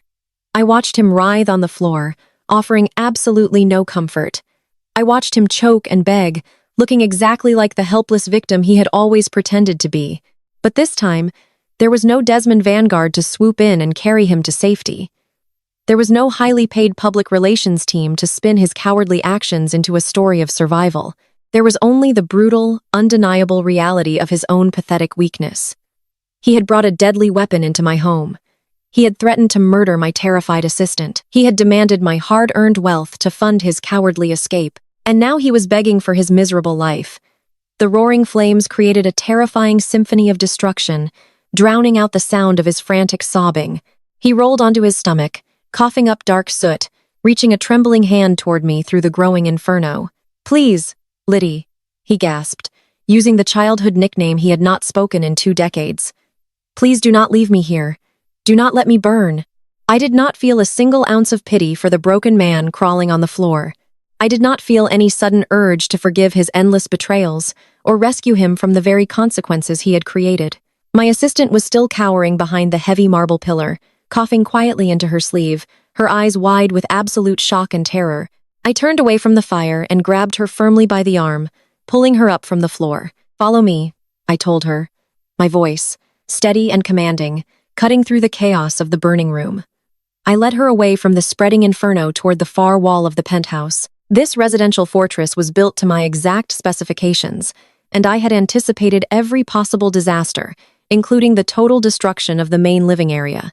I pressed my palm against a hidden biometric scanner disguised as a sleek, modern art installation on the wall. The wall immediately slid open, revealing a massive fire-retardant glass partition and a reinforced emergency panic corridor. I pushed my terrified assistant into the cool, secure zone. "Stay behind the glass," I ordered her, pointing to the sealed hallway. The ventilation system in there operates on an entirely independent grid, and the walls are reinforced with titanium. "You will be perfectly safe." I did not step into the corridor with her. Instead, I turned back to face the burning room. I walked calmly over to a red emergency panel recessed into the hallway wall. I shattered the glass cover with the heel of my shoe and pulled out a heavy industrial fire blanket. It was thick and dense, coated in advanced chemical suppressants designed to smother high-temperature blazes. I walked back toward the edge of the inferno, holding the heavy blanket in my hands. The heat was absolutely blistering now, searing my skin and making my eyes water. The air was so thick with dark toxic smoke that I could barely see the opposite end of the vast living room. Andre was still on the floor, coughing violently, his face pressed against the scorching hardwood, trying to find a tiny pocket of breathable air. He looked up at me as I approached the edge of the flames. A brief, desperate flicker of hope crossed his pathetic, soot-stained face. He actually thought I was coming to save him. He thought I was going to risk my own life to drag him through the fire and carry him to safety. He truly believed that after everything he had done, he was still magically entitled to my protection. He thought the fundamental rules of the universe dictated that the golden boy must always survive, no matter who had to burn in his place. I stopped walking. I stood perfectly still, just inches from the roaring flames. I looked down at him, feeling the intense heat washing over my face. I remembered the burning house 15 years ago. I remembered the crushing weight of the falling wooden beams and the agonizing realization that my own father had deliberately left me behind. Desmond had pushed me into the fire to save this worthless excuse for a man. Desmond had decided that Andre was the future, and I was nothing but collateral damage. I could easily let history repeat itself right now. I could simply step back into the secure corridor, let the glass doors seal shut, and watch the flames consume him entirely. I could let him turn to ash and claim to the authorities that it was a tragic home invasion accident. I could finally balance the scales of our childhood and erase him from the earth. The temptation to let him burn was incredibly powerful. But I was not Desmond Vanguard. I was not a cowardly monster who murdered their own blood to solve a problem. I was infinitely better than them. I was stronger than them, and I wanted Andre to live long enough to experience the absolute destruction of his legacy. I did not push him into the fire, but I was certainly not going to carry him out. I lifted the heavy industrial fire blanket and tossed it through the shimmering heat. It landed in a crumpled heap right in front of his knees. Andre stared at the blanket and then looked up at me, his eyes wide with profound confusion. I raised my hand and pointed slowly toward the heavy steel emergency stairwell door, located on the far side of the burning room. It was glowing faintly through the thick black smoke. "Save yourself, golden boy," I told him, my voice cold and loud enough to pierce through the roaring flames. "If you can." I did not wait to see if he had the strength or the courage to crawl toward the blanket. I simply turned my back on him and walked away. I stepped into the secure emergency corridor alongside my trembling assistant and pressed the lockdown button. The heavy fire-retardant glass partition slid shut, sealing us inside the safe zone and completely muting the deafening roar of the fire. Through the thick, reinforced glass, I watched Andre struggling to pull the heavy blanket over his shoulders. He was crying and choking, crawling desperately through the wreckage of my beautiful penthouse toward the distant exit. It was the very first time in his entire miserable life that he actually had to fight for his own survival. I did not feel any sympathy watching him suffer. I just felt the cold, clean satisfaction of absolute closure. I guided my assistant down the private emergency stairwell, leaving the inferno far behind us. The thick concrete walls of the stairwell were cool and silent, providing a stark and peaceful contrast to the fiery chaos upstairs. We walked steadily downward, descending through the heart of the residential skyscraper until we finally pushed open the heavy ground-floor exit doors. The cool morning air hit my face, smelling faintly of impending rain and heavy city exhaust. The street outside the building was a chaotic sea of flashing red and blue lights. The wail of fire engine sirens echoed loudly off the surrounding glass and steel buildings. Federal agents and local police officers had already established a massive security perimeter around the block. Heavily armored tactical teams and emergency medical crews were swarming the main entrance of the building, preparing to breach the lobby. I stood on the sidewalk watching the highly coordinated emergency response with perfect icy calm. Minutes later, a team of paramedics burst through the shattered main lobby doors, dragging a bright yellow rescue stretcher. Strapped tightly to the gurney was Andre. He was severely burned, his expensive clothes completely melted, and his skin covered in black soot and ugly blistering wounds. He was coughing violently, but his chest was rising and falling rapidly. He had somehow managed to drag himself out of the flames. He had survived the fire, but the exact moment the stretcher cleared the lobby doors, two armed federal agents stepped forward and locked heavy steel handcuffs directly onto the metal rails of the gurney.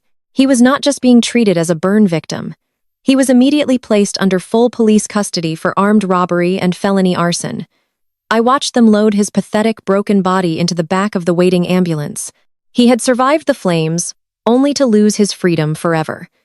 6 months had passed since the flames consumed my penthouse and reduced my brother to a broken, shattered shell of a man.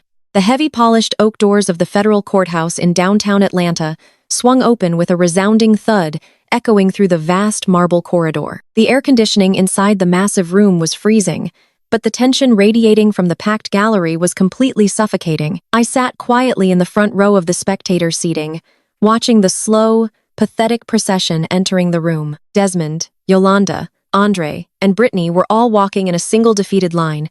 They were wearing drab, beige, and bright orange prison jumpsuits. The heavy steel shackles around their wrists and ankles clinked kegged together, echoing loudly in the completely silent courtroom. It was a stark and humiliating contrast to the tailored designer suits and imported silk gowns they used to wear like armor to intimidate the world. It was the final sentencing phase of a criminal trial that had captivated the entire country. The Vanguard family empire was completely exposed as a massive criminal syndicate operating behind the guise of elite corporate success. Now they were making one last desperate attempt to save themselves from maximum federal prison sentences. Their highly paid defense attorneys stood up one by one, attempting to paint a tragic and highly sympathetic picture for the jury.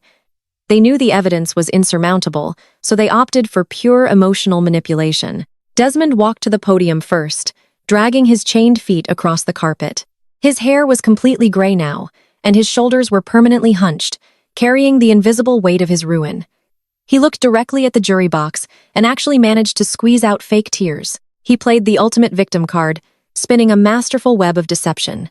He blamed the intense systemic pressure of maintaining a minority-owned corporate empire in the ruthless business world of the South. He claimed he was forced to make impossible illegal choices just to keep his employees paid and his family afloat in a hostile economy. He spun a delusional narrative, portraying himself as a tragic hero who was victimized by aggressive banks and shadowy predatory lenders. He asked the judge for mercy, claiming his intentions were always pure, even if his methods were terribly flawed. Yolanda was next to address the court. She sat at the defense table, sobbing loudly into a cheap paper tissue, completely abandoning her stoic matriarch persona. She blamed severe generational family trauma and the extreme psychological weight of high society expectations for her complicity. She claimed she was completely ignorant of the financial crimes and the offshore money-laundering operations. She painted herself as a devoted, innocent mother who was just trying to hold her fractured family together through incredibly difficult times. She even tried to subtly blame me, claiming I was a deeply disturbed, rebellious child who had manipulated the legal system to steal their wealth and destroy their home out of petty jealousy. She begged the judge to let her go home, claiming her health was failing rapidly, and she posed no threat to society. Andre sat slouched in his chair, looking absolutely wretched and small. Thick, shiny burn scars covered the left side of his neck and both of his hands from the penthouse fire. He played the role of the helpless, broken son pushed to the brink of insanity. His defense attorney blamed his severe drug addiction and the crushing, heavy burden of living up to his father's impossible, demanding standards. Andre wept openly, claiming the fire was a terrible accident, and he never truly meant to hurt anyone when he broke into my home and held a loaded gun to my assistant's head. He blamed the heavy narcotics and the extreme stress of his impending bankruptcy for his temporary loss of sanity. He pleaded for a medical rehabilitation facility instead of a federal penitentiary, claiming he just needed help to become a better man. Brittany sat right next to him, looking pale and gaunt, completely stripped of her expensive makeup and her unearned country club arrogance. She played the helpless, naive suburban wife who was terrorized by her dominant husband and forced to sign offshore banking documents under extreme emotional duress. She cried about her children and begged the judge not to take a mother away from her babies. They were using every single ounce of their remaining charm to manipulate the judge into granting them minimum security facilities and early parole. They spun a pathetic web of lies, blaming the economy, the banks, their trauma, and above all, they blamed me. They painted me as the vengeful, greedy monster who orchestrated their downfall out of pure malicious spite just to steal the family crown. The judge finally silenced the defense attorneys and called me to the podium to deliver my formal victim impact statement. The entire courtroom held its breath as I stood up and smoothed the front of my tailored black blazer. I walked slowly past the defense tables without giving them a single glance, keeping my posture perfectly straight and my expression entirely unreadable. I stepped up to the microphone, adjusting it slightly to match my height. I looked directly at the judge and then slowly turned my cold gaze to the jury box. I did not cry. I did not yell. I did not put on a theatrical performance for the cameras like my family had just done. I spoke with absolute clarity and precision, letting the cold, hard truth shatter their fragile, carefully constructed illusions. I told the court that the four people sitting at the defense tables were not victims of systemic pressure or generational family trauma. I systematically dismantled their staggering hypocrisy piece by piece, leaving no room for doubt or sympathy. I detailed exactly how Desmond and Yolanda built a toxic legacy entirely obsessed with status over substance. I told the jury that Desmond did not commit federal wire fraud to survive a tough economic climate. He committed massive embezzlement so he could buy luxury sports cars, exclusive country club memberships, and sprawling real estate properties. They stole pension funds from hardworking, innocent people who trusted them just to maintain the shallow illusion of absolute superiority in their elite social circles. They built their empire on the broken backs of the very community they pretended to uplift. I turned my body slightly and looked directly at Andre, making sure he could not look away from me.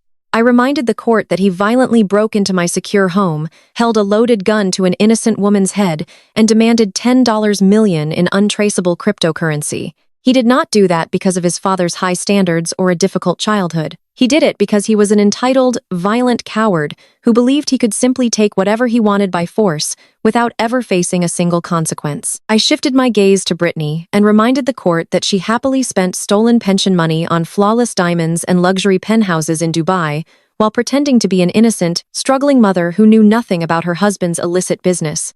I shredded their egos, leaving them absolutely naked before the law and the public. I explained that true strength is not built by stepping on the throats of others and burying your own blood in the dirt to hide your failures. Then I delivered the final devastating blow, the absolute ultimate payoff for decades of suffering and betrayal. I turned my attention back to Desmond, leaning slightly closer to the microphone so my voice would carry to the very back of the massive gallery. I knew his entire identity was permanently tied to his vast wealth and his prestigious commanding name. I announced to the court that during the 6 months since their arrest, my private equity firm had been incredibly busy operating behind the scenes. I told them I had legally acquired every single one of their seized assets through a secure federal auction. I bought the massive Vanguard family mansion where I was raised and discarded. I bought the remaining corporate holdings and commercial real estate. I bought the luxury cars, the offshore accounts, the shell companies, and every single piece of property the government had frozen and liquidated. Desmond's head snapped up, his eyes widening in total disbelief as he realized the sheer magnitude of my financial victory. But I did not keep any of it, I told the silent, breathless courtroom. I did not want their tainted, dirty money polluting my clean empire. I liquidated every single piece of their pathetic, fraudulent legacy. I leveled their empire to the ground legally, systematically, and permanently. I told Desmond that he had absolutely nothing left to return to when his sentence was finally over. The Vanguard name meant nothing in Atlanta anymore. It was completely synonymous with fraud, failure, and utter public disgrace. The physical properties they worshipped were gone. The bank accounts were drained, and their powerful influence was entirely erased from the city. Yolanda let out a loud, tragic wail, covering her face with her trembling hands, as she realized her precious mansion and her elite social standing were actually gone forever. Desmond just slumped forward in his chair, completely broken his spirit, entirely crushed by the sheer reality of his total permanent defeat. He looked at me with hollow, empty eyes, finally understanding that he was nothing.